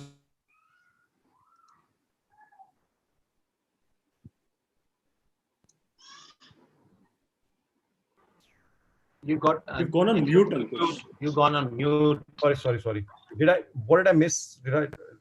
I think I was saying the last point was, I think I echo what you said after that. So the last point, I would definitely echo what Nandi said. I think monuments and the religious places should definitely open. I think with Agra opening, for example, Taj Mahal, I think a lot of people did go to Agra for a short drive for a couple of hours, from Delhi. And I'm sure the same can happen even in Maharashtra. But I think helping us, the travel fraternity, with some moratoriums on the soft loans or the working capital requirements, I think will really boost the industry. There's no income anyway. So whatever is there, I think with the loans, I don't want any of my travel partners to have an NPA because of no fault of theirs, right? And what Kerala has done, I think, is outstanding, for their travel companies based in Kerala. Thank you, Malini. Thank you. Would you like to share what other states' experience has been, to explain to those who, like me, who may not know exactly how the experience has been after opening up of states like Kerala and Goa? I think there's no space. The hotels are full. On 2nd of October, there's not a single villa available in Goa. I guarantee, be it a 5-star, 3-star, 4-star. Look at Shimla. They had 60,000 people walking in the mall last weekend, right? Uttarakhand, there is not a single room available in Mussoorie, right? So the fear is there. People are still sleeping in beds, like you already said, Malini. But I think it's just that people just want to get out now. I think, and I have a big joke in my company. When you see those Mumbai rails, when people are hanging, there'll be a time when people will be actually trying to get on the wings of the aircraft. Please, mujhe ke le chalo. I think that's already started to happen in domestic, and I really wish it happens overseas as well. So it's been really, really, these three states have really pulled tourism towards themselves, especially in the last couple of weeks. Okay. Malini, just to add to this, I have one fear in short term, Maharashtra may lose revenue to the nearby state. In short term, I'm talking of in short term, which is if we are taking more time for these decisions to open up restaurants and hotels and all that. Like just now, Ankush mentioned about the Goa, Himachal, and other states. And Sikkim is also opening on 10th of October. So most of the states, they announce their dates. And these dates are very useful for tour operators to plan well ahead and plan properly.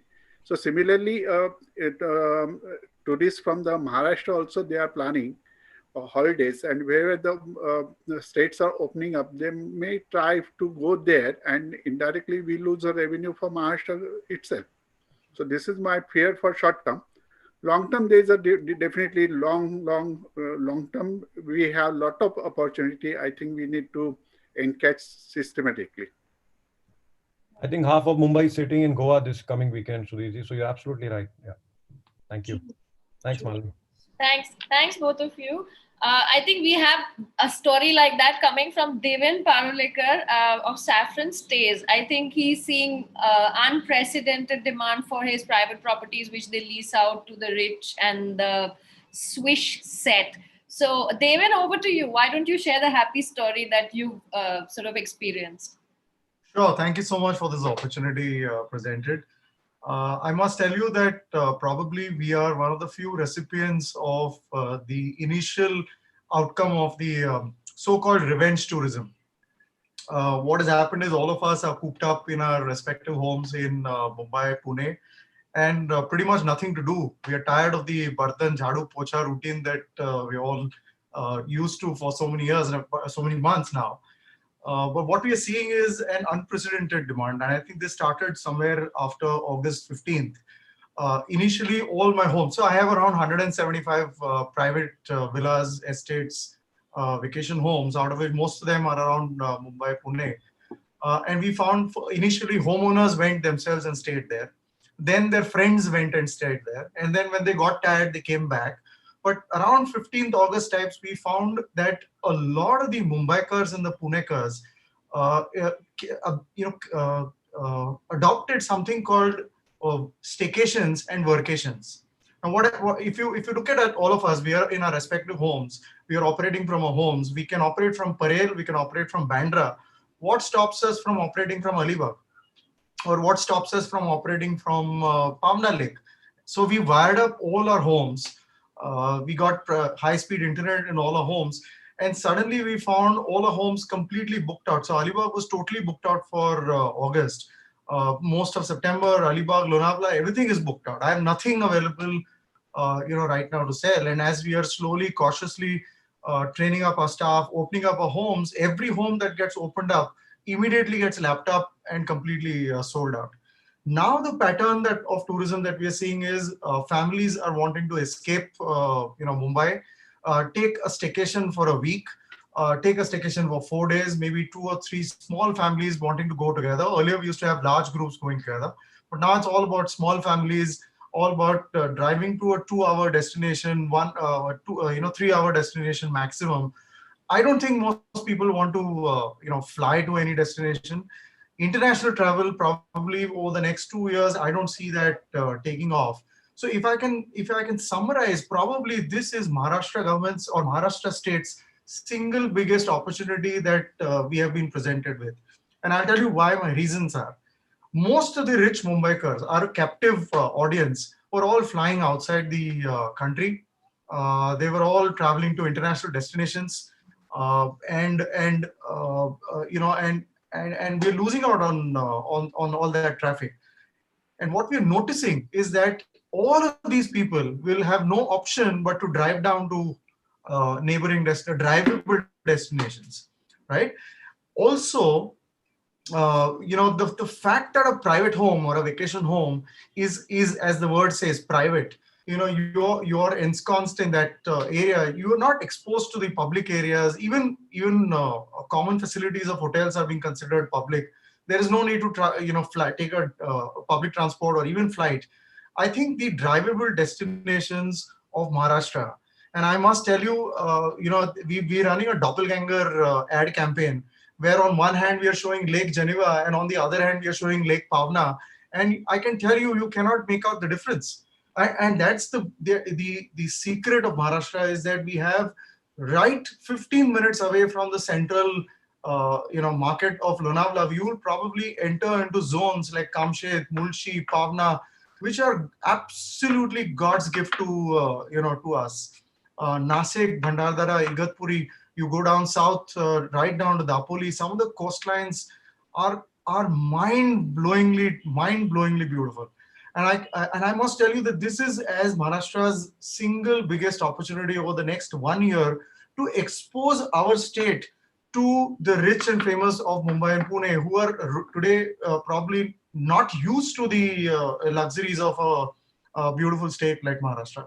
So net, as long as COVID safety measures are being taken, as long as reasonable measures like sanitization, or keeping the gaps between stays, or maintaining the right optimal levels of occupancy, ensuring that you prefer longer stays, you have contactless check-ins, all of those things that you can think of, digitization of the whole process, all of that you can do. And I think that to me, the next 1 year could change the game for us. And what is happening to us as a private vacation home industry will happen to the rest of the hotel industry. It's only a sign of things to come. So I'm an eternal optimist, which is why I'm an entrepreneur. And that's why I'm saying this. Thank you so much, Devin. I'm going to take this opportunity to bring in Madam Secretary. Mrs. Singh, if you could sort of come in here. And, this is an industry which, of course, is really worst hit. But all it's asking for is a little bit of relaxation of rules and, a policy infrastructure which will enable them to get back on their feet. Ma'am, would you be able to sort of share light on the concerns that the government has and possibility of coexisting with COVID instead of just focusing on life after COVID? What's your view on that?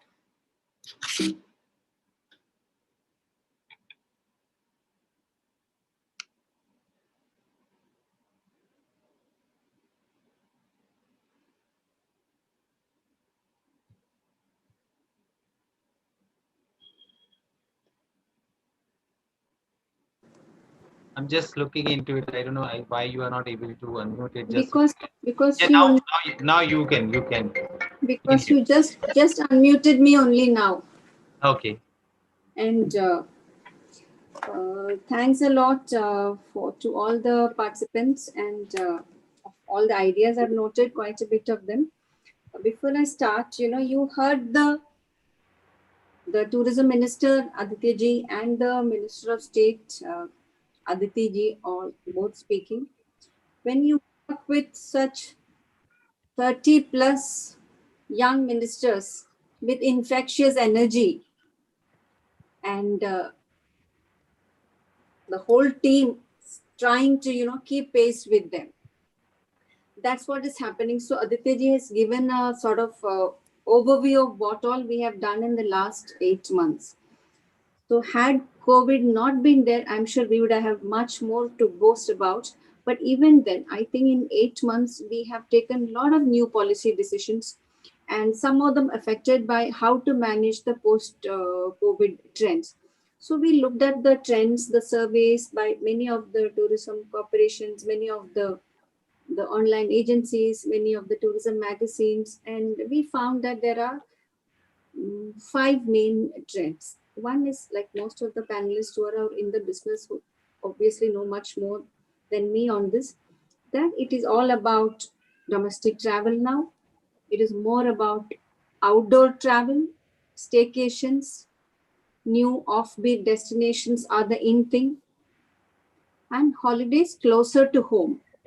Drivable holidays, one drives in your own car, and most importantly, price is not important anymore in planning these vacations.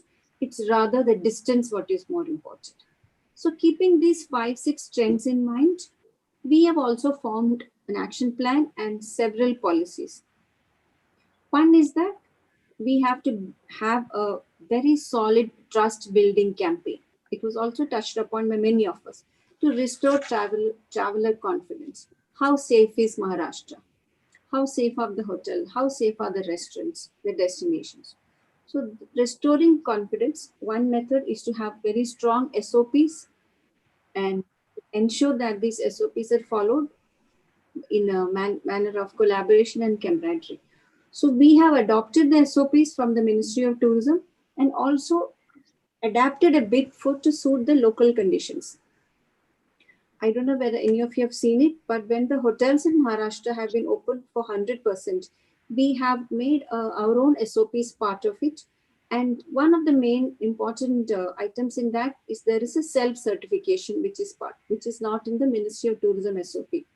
So the hotelier has to self-certify, yes, I am abiding by all these COVID compliant rules and I am fully compliant, which is a kind of a guarantee to the government and to the traveler that yes, this is a COVID compliant accommodation unit.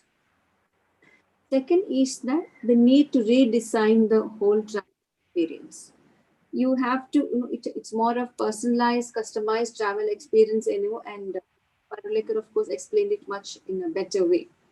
And what is important is a strong communication. I agree that communication from the government to the industry has to be very strong. It has to be very timely, and it has to be very eye-catchy. And we are working on it. And very soon you will see a new campaign from us on this. Vacation rentals are the in thing.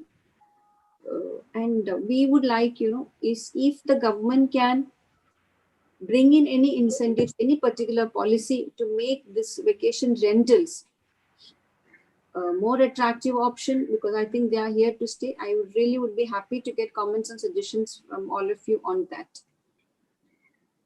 We are also looking at new norms for investment into the hospitality industry, which would have, as of now, the hotels are in the commercial space. We would like to take the hotels out of the commercial space and to make further concessions for them in what is possible. Though the Honorable Minister Aditya has already started discussions on the same, and how could the government work towards making a better investment climate for the hotels. I would also want to stress on travel insurance. I think travel insurance has a lot of scope now in the post-COVID travel days.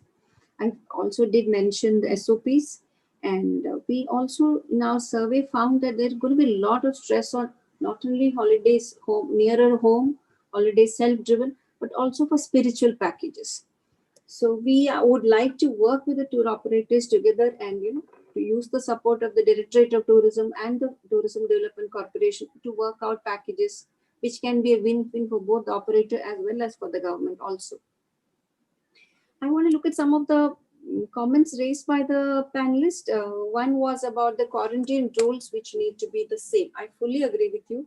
Again, this is part of the strong communication module which we need to come out.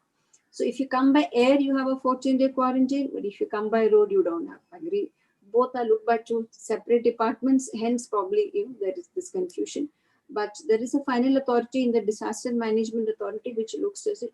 Incidentally, I also look after aviation, and we are working on new revised SOPs for passengers arriving into Mumbai. And very soon you will have much more relaxed quarantine rules for domestic passengers who arrive into Mumbai. We mentioned, I think Mr. Patil mentioned about Srinagar not having a COVID test and no quarantine also. I don't know whether that's easily possible here, because when the numbers spike of the positives every day, then there is a certain extra caution for us to relax these norms. So that will, of course, we do our best. And announcing places to be open for tourism, a new campaign, I fully agree with you. And about private coaches which being allowed in the district, I really check with my colleague in the transport department on what could the government do for that. I am fully with you to make the tour operators or brand ambassadors. I would love to meet you and talk and take this further. And I'm sure the Ms. Aditi Madam and Aditya Sir will also be really, really on board with that. Separate tourism boards, I think, which Mr. Jain spoke about, I really don't know whether that will work out, but of course we'll give it a thought. The department to be led by technocrats, I don't think that's going to happen here for quite some time. And the privatization, yes, you also spoke about monuments. Maharashtra is a state which has adopted a policy called Adopt a Monument. This is one of any monument in the state. We did a public campaign, and any corporate unit could come under the CSR and adopt this monument for 10 years, could make the investment to restore it and renovate it, and state, it was like, it's in partnership. So we have tried to do this because it's a heritage property, it cannot be given on lease. It's only given on this policy of adoption. And some of the forts are being done this way and they're working quite well. For privatization in the other properties of ours, Mr. Thackeray had already spoken that we have identified 7 properties of the MTDC now to be on a long lease of 90 years. And they're some of the prime properties. They are the resorts in Ganpati Pule, in Matheran, in Mahabaleshwar, in Harihareshwar, and also open land in Sindhudur, in Ajanta and in Tadoba. So these are available on a 90-year lease on different models, whichever model would be the best for the location. It could be either a long lease or it could be an operation management or a JV, which will be worked out by the transaction advisor. And I think by December, we should be able to come out with the bids for this. Mr. Juneja spoke about a safe solution and the SOP, good to hear. And I would also like to take more details on the FICCI online certification of the SOPs which you spoke about. I think I could pass it on to my colleagues in the MTDC and see if we can be of use to us. And Mr. Ankush, of course, reiterate the same thing about a strong communication. I fully agree. That is the key. That is the key to building traveler confidence and to make travel more positive. Again, as you said that. Uniform travel guidelines, I agree, it has to be worked out. And the loan concession package of Kerala, I have studied it. It's about a 455 crore package, both to the tourism unit as well as to the individual. So we are studying it and we'll see how much of that we can take in Maharashtra also. We are in the initial stages of working out. And I mean, I don't know, I wouldn't be able to comment on whether it will come through, but we are definitely studying that model also. And I'm really quite excited to work with Mr. Parulekar of Saffron Stays, because I think when we talk about holidays nearby and holidays driving distance and these private villas and these holidays, I think are the ones which are going to be for the next 2 years going to be a holiday destination for all of us. And we'll be really happy to help in any marketing assistance which this sector would require, because I think the more revenue comes into Maharashtra, the more happier we all are. And one touchy subject was about the restaurants not opening. The government has been looking at announcing the dates for the restaurants. So during Ganpati, there was a talk, there was a discussion at the highest level on to do it. But around the same time as Ganpati, we had relaxed a lot of travel restrictions. There were a lot of people traveling within the districts, And after that, we noticed there was a spike in the cases. Some of the number of positive cases were going up, almost 2,000 a day a couple of weeks ago. So it was decided as a matter of extra precaution that let's just sort of leave it suspended for more time, let the numbers come down a bit. Though another group would surely say, what is the link between positive cases and restaurants and being open? So we are just treading probably the middle path, and very soon the dates will be announced. The discussions are already on, and we have finalized the SOPs also for the restaurants. And I'm sure, the kind of the crisis which the restaurants are facing, an early date would be the best solution to all of us. And these are some of the points I think you have touched about, and I would really like to keep this conversation going and make the post-COVID resurgence one of collaboration and togetherness, and to keep safe. Now I'm going to take the opportunity to ask you a couple of questions, which I think one of our panelists has not made it today, but yesterday he had raised it. While I understand that, these are very difficult times for individuals and governments both, I think we are all in the same boat. When it comes to taking a financial hit or taking, suffering from the outcome of the pandemic.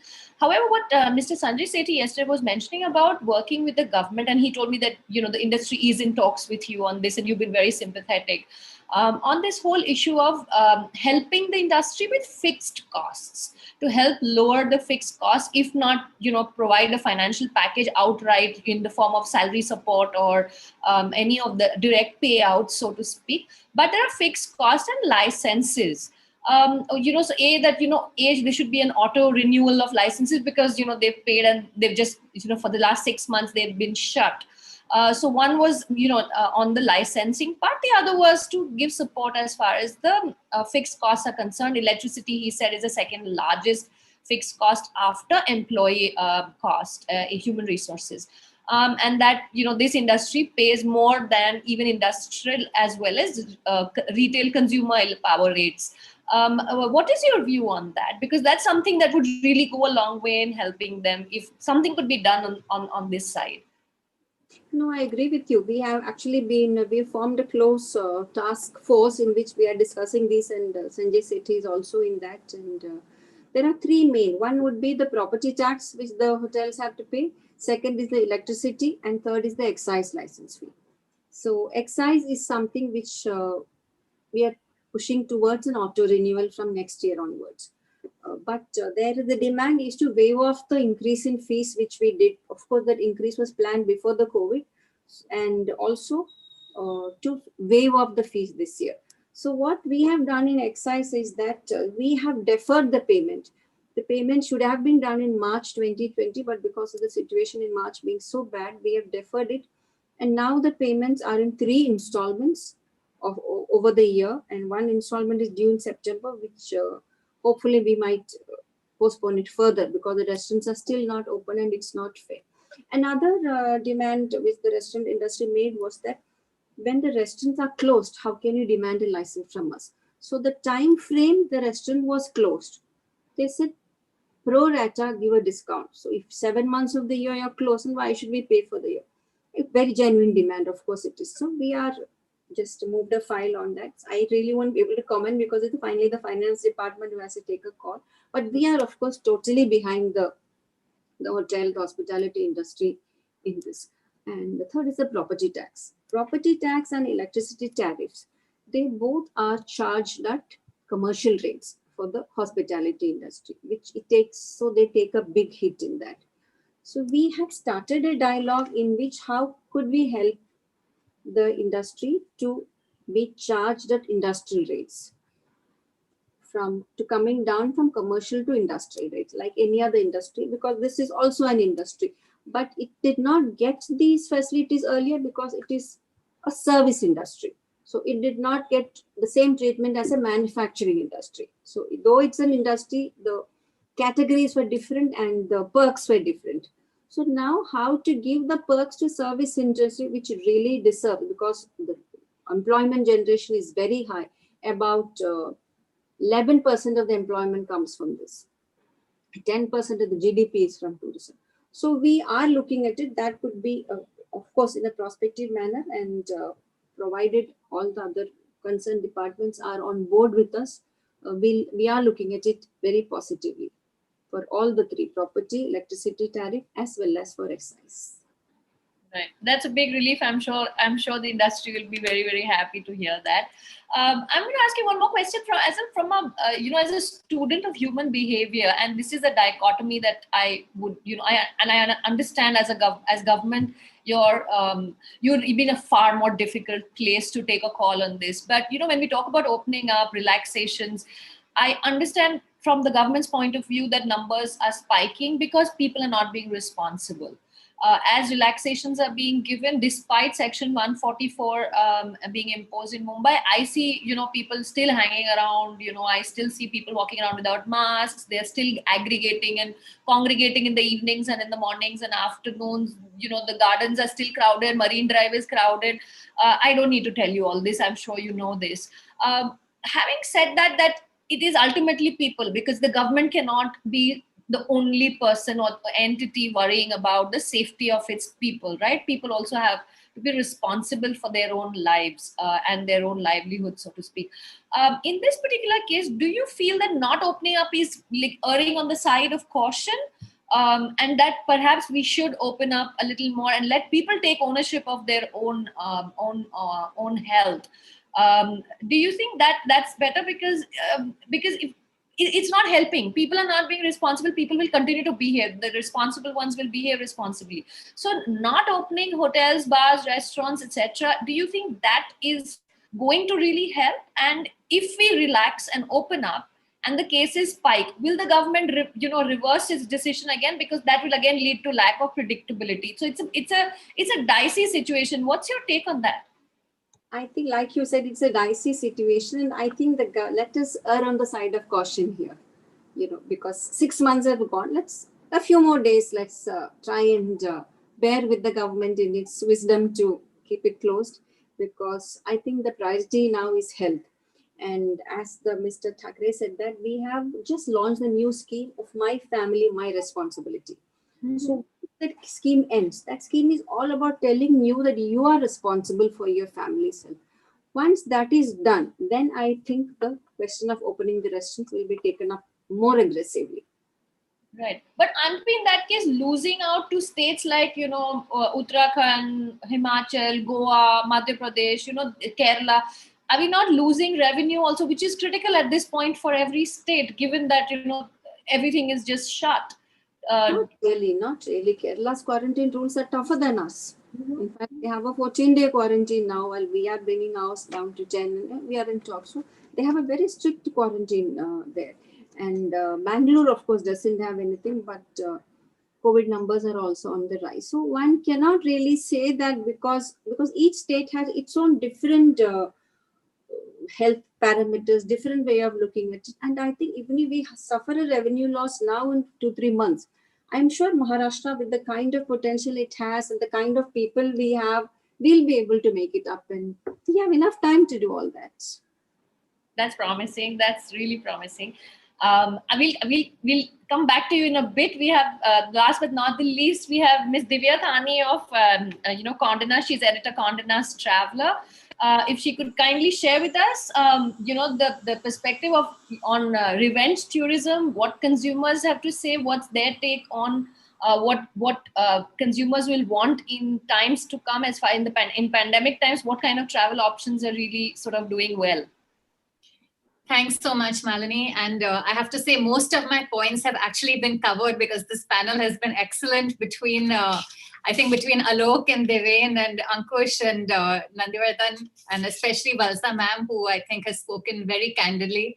That's really amazing to have such an honest opinion coming in straight from the government. Mr. Thackeray as well did that. So I just have a very few points to make. I think that have not been made already. The first is that I think it's important for us all to realize that revenge tourism, as you said, Malini, is a huge thing. It's actually a fact. If you look at the number of people who are ready and willing to travel, you said yourself, Goa is booked out till Christmas. It's impossible. I've actually had to pull a few strings myself. I think, Deven, I might call you because I need a place in a couple of days as well. So we know that there is a huge amount of demand. The recovery is going to be led by the high-end traveler. I think that that's something that we are all aware of. It's something that we have to be cognizant of. These are people for whom travel is a way of life. It's part of their lifestyles, and 6 months at home being cooped up in apartments that are Mumbai-sized apartments is not sitting with them at all. So they're very hungry to travel. The demand is absolutely there. I think what we need to focus on is that, I think there has been a huge shift in the last 6 months when it comes to travelers, especially the high-end side of the market. Initially, our concern was completely on the industry. What is the travel industry doing? What are the safety precautions that hotels are taking, that villas are taking, that airlines are taking? Is it going to be safe and hygienic at the airport? Is a train even a possibility? 6 months down the line, we are much more aware and educated about how COVID actually spreads. And that responsibility has shifted from everything outside to ourselves, at least when it comes to the high-end side of the market. So people are willing to take that responsibility. If you look at Condé Nast Traveler, which I'm the editor of, our website, for example, has seen 100% growth in the last 6 months. This is a time when people have not traveled at all. And we are seeing 100% increase in audience. What does that tell you? And I think it's much more important and significant to see what are people reading about? What are they concerned about? More so than asking them in a survey, because what they read is telling you what they're actually thinking and consuming. And what we're seeing is that road trips are massive. Anywhere that you can drive to, any villas, even staycations, workations, again, as many people have mentioned, going somewhere for a long period of time. This is a massive opportunity that we're sitting on. So people are willing to take that responsibility themselves. I think agro-tourism, which is a big focus area for Maharashtra, is a great idea. Definitely, I think what we need to be talking about more is responsible and sustainable tourism. This is the time for us to really shift the needle a little bit in the way that people look at tourism, in their behavior when they travel.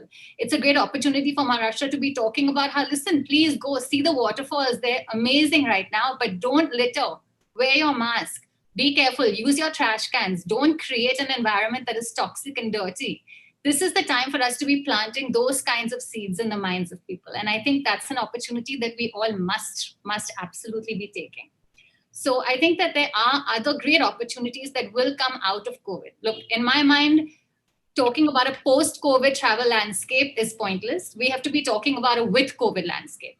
People are going to be traveling for the next 2 years, whether COVID goes up, down, it will spike one day, it will go down another day. We know that that's going to happen. I feel very strongly when we open restaurants, we will see numbers go up. We will see this happening. What is important in my mind, I would say, if I had to request the government to be thinking or moving on any points, I would say communication is really essential. I don't believe that all states can have a uniform policy because every state is working very much based on its own situation and its own conditions. What we can do in Maharashtra is communicate clearly to people what is available, what is not available, what is allowed, what is being encouraged. That's really where we're seeing traffic on our website come from as well. Lockdown updates, how to get an e-pass when the e-pass was necessary. Was Lonavala going into lockdown, not going into lockdown? Those are the kinds of things that people really genuinely want to know. The second thing, of course, restaurants. Ms. Nair has already spoken about this, but restaurants are key because food tourism is huge for us. Anything related to anything culinary in India is a massive opportunity. The third thing I would say is that testing should be mandatory. I think that testing when people arrive, testing even when people are getting on a flight, these things can make a huge difference to the overall consumer confidence. You will be much more likely to travel if you know you're getting on a flight of people who have all been tested in the last 48 hours or the last 72 hours. That is absolutely going to bring down your fear factor and will encourage people to travel. The fourth thing I would say is that within Maharashtra itself, between Mumbai, Pune, so many other smaller cities, we actually are sitting on a huge number of travelers, whom another panelist also mentioned. All of these wealthy travelers are used to going out of state or out of the country. So 25 million outbound travelers, of which the majority come from the metros of India. So you can say that Mumbai itself accounts for a huge percentage of that. All of that money is sitting here and people are waiting to spend it. So I don't think that we should be looking at plans for promoting tourism 3 months down the line when everything is open. We need to be doing that now. Now is when we actually need to be planting these seeds in people's minds so that they're not making plans to travel to London or to Dubai as soon as they're able to. I think that that's a crucial opportunity that we're sitting on now that we can move on immediately. And the last point that I would say for the government that I feel again strongly of is we need to enforce the rules. I think somebody else mentioned this as well. If we're able to make sure that in Mumbai, anywhere in Maharashtra, there is a penalty if you don't wear a mask. There is a penalty if you're not following the rules that the government has stated so clearly. Overall, there will be a sense of safety and confidence within the state. So people will therefore feel a lot more comfortable going somewhere else. If you're seeing enforcement of this in your own neighborhood, you will 100% get used to that and you will practice the same precautions when you travel elsewhere. So I think it's really important that we enforce these rules, make it uniform, make it applicable to everybody. And we will be able to see, I think we will reap many, many benefits of this. It's not a great situation, but I think there is a silver lining. And I think the opportunity is absolutely there. I think several small entrepreneurs are going to find great opportunities within this in terms of the travel industry. There's already much talk of lots of people going in for opening up their homes to more homestays. There will be people required to manage those, help them operate those homestays. There will be people who have to train those who are operating and managing those stays. So I think that we will see several new businesses come out of this as well. So I think we will absolutely see some positive to this, Malini. Thanks so much, Divya. That's really positive. And I agree with you that Madam Secretary has been probably one of the most candid government officials that I have come across. So you're a delight. Thank you so much. I think, do we have time for questions? How are we doing on time, Deepak? So I think we are indeed running quite late. But what we can do is that if among the panelists, if there are any questions left, probably we can ask, that. Otherwise, then we should conclude it. Otherwise. Okay. Okay. So questions, anybody from the panel? I think one of the panelists had talked about the licensing part. I think it was Deven or someone else. If I think we left that out. If you want to take that up and then. Yes. So so there are two questions. One is we noticed that while the state has given guidelines on opening up tourism and hospitality, we often come across resistance at local levels, and circulars being issued which says Lonavala is shut down, or Alibag is shut down, or this place is shut down, and that's causing a lot of confusion in the mind of the traveler. Now, I understand there is a gross requirement of stopping people from overcrowding at Bushi Dam, and that's a very, very valid concern. But if someone is going and staying within the confines of a hotel or a private home, then I think if all the regulations are being adhered to, then I think we must allow for the gradual opening up of our sector.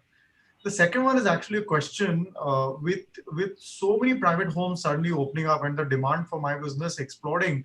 Is there a possibility of a single window licensing system, which in one place we upload all the documents, and probably just get a simple approval on a yes or a no or whatever further documentation is required? Because we don't want to be on the wrong side of law. We want to be actually adhering to every single point that has been put out there and actually be a legit business.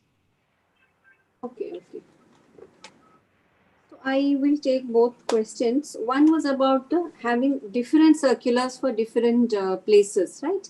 So that it's a very, very valid concern. So at the state level, there is the Disaster Management Authority, which makes all these rules. But under the Disaster Management Act and the Epidemic Act, which are currently in force, the local authorities also have the jurisdiction to enforce it with stricter regulations. So what they assess the ground reality in their own jurisdiction, and then they take a call as to whether I want this open or not. So that is a power vested in them by the act. Because if the magistrate of the area feels, no, I need to be more cautious, he takes it. So that is not something which the state government does it. But because we had so many issues, I'm told Mahabaleshwar was not opened up for a long time. So the state government has now said that if you are going to make stricter regulations, please come back to us first. So we are aware, and we will try and see if there's some way by which we can ensure that there is uniformity. So that is something, because of these two acts, and these acts have very draconian provisions allowing the government to do all this, because of health being the concern. So that is something which is something we are looking at. Second is single window license for home opening. I really would like to work with you on that, because what are the kind of licenses which you require now for that? Are you using the registration of a BNB or something in that? So for that, a set format of the BNB, and also now in the new agro-tourism policy, wherever if that's the homestay or the villa is linked to any farming activity, then it can be registered under the new agro-tourism policy also. So that we have a format, and we will try and make it single window. That the Directorate of Tourism is the nodal agency in the state for handling all this, and we have deputy directors in the regional levels who will, I will ensure that they are all geared to make this into happening, because I believe that this is going to be a very, very big revenue earner for us. Yes. We are also coming out the caravan tourism policy. I don't know, it's in the public domain. I'd be happy if all of you can just go through it and give us suggestions and comments to make it even more better. Both adventure tourism policy and caravan policy are both in the public domain now. Interesting. Thank you. Do we have any further questions, or shall we sort of hand over and conclude, hand it over to Deepak to conclude the session? Any questions? I think Yeah. Even if anyone has the last question, any last comment. Can I make an attempt? Yes, One last go one. ahead. See, one of the things that tourism industry gets really galvanized by is certainty. For example, a lot of the problems of Maharashtra are today, if you go into interiors, power, certainty of power, clean power I know it's probably not under the tourism ministry's purview, or even by roads. It's not under the tourism ministry, and I understand that. Fair, but if these two things could be focused on, the interior roads, I have a feeling that somewhere I think the true potential that Maharashtra has, I often, I'm like a broken record. I keep saying this, that probably we are in a most blessed state. You just drive 2 hours and probably you get to those brilliant lakes and backdrops, and the weather is outstanding. But unfortunately, our infrastructure, we have to rely on gensets. We have to rely on, we have to have SUVs to actually get to these destinations. So somewhere, if there is a method in which these two fundamental problems of connectivity and power infrastructure, this could be worked on. If there's something that could be done, I don't know what, but I think it will change the game.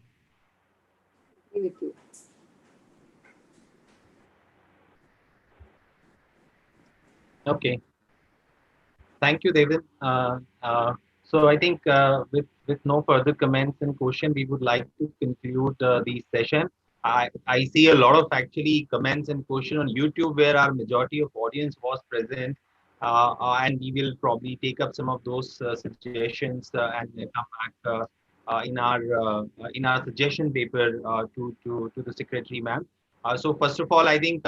Thank you, ma'am, for spending almost like 2.5 hours with us here, listening to everyone's views. And this was really a very, at least I feel that very fruitful, discussion. And if we can come out with some kind of, outcome of this discussion and implement at least partly with a focus on the current challenges, I'm sure it will help the industry a lot. And I would again like to thank all our panelists, Malini for fantastically moderating it, and others to for contributing in terms of their views from a different segment point of view is indeed very helpful. And as ma'am rightly said, that we do have two very young and energetic ministers with a backup of secretary madam's kind of experience and proactiveness. I think tourism is in a good hand. Tourism department is in good hands, and certainly on a longer term we will see a lot of positive outcomes of various policies and initiatives. And I hope some of the current challenges also get addressed while the government interacts with various stakeholders. So once again, thank you very much. Wish you all a very happy World Tourism Day tomorrow, and I stay safe, stay healthy. That's the message we all should take. Thank you. Thank you. Thank you. Fantastic. Thank you so much. Thanks, everyone. Thank you. Thank you. Thanks, Malini. Thanks, CP. Bye. Thank you. Bye.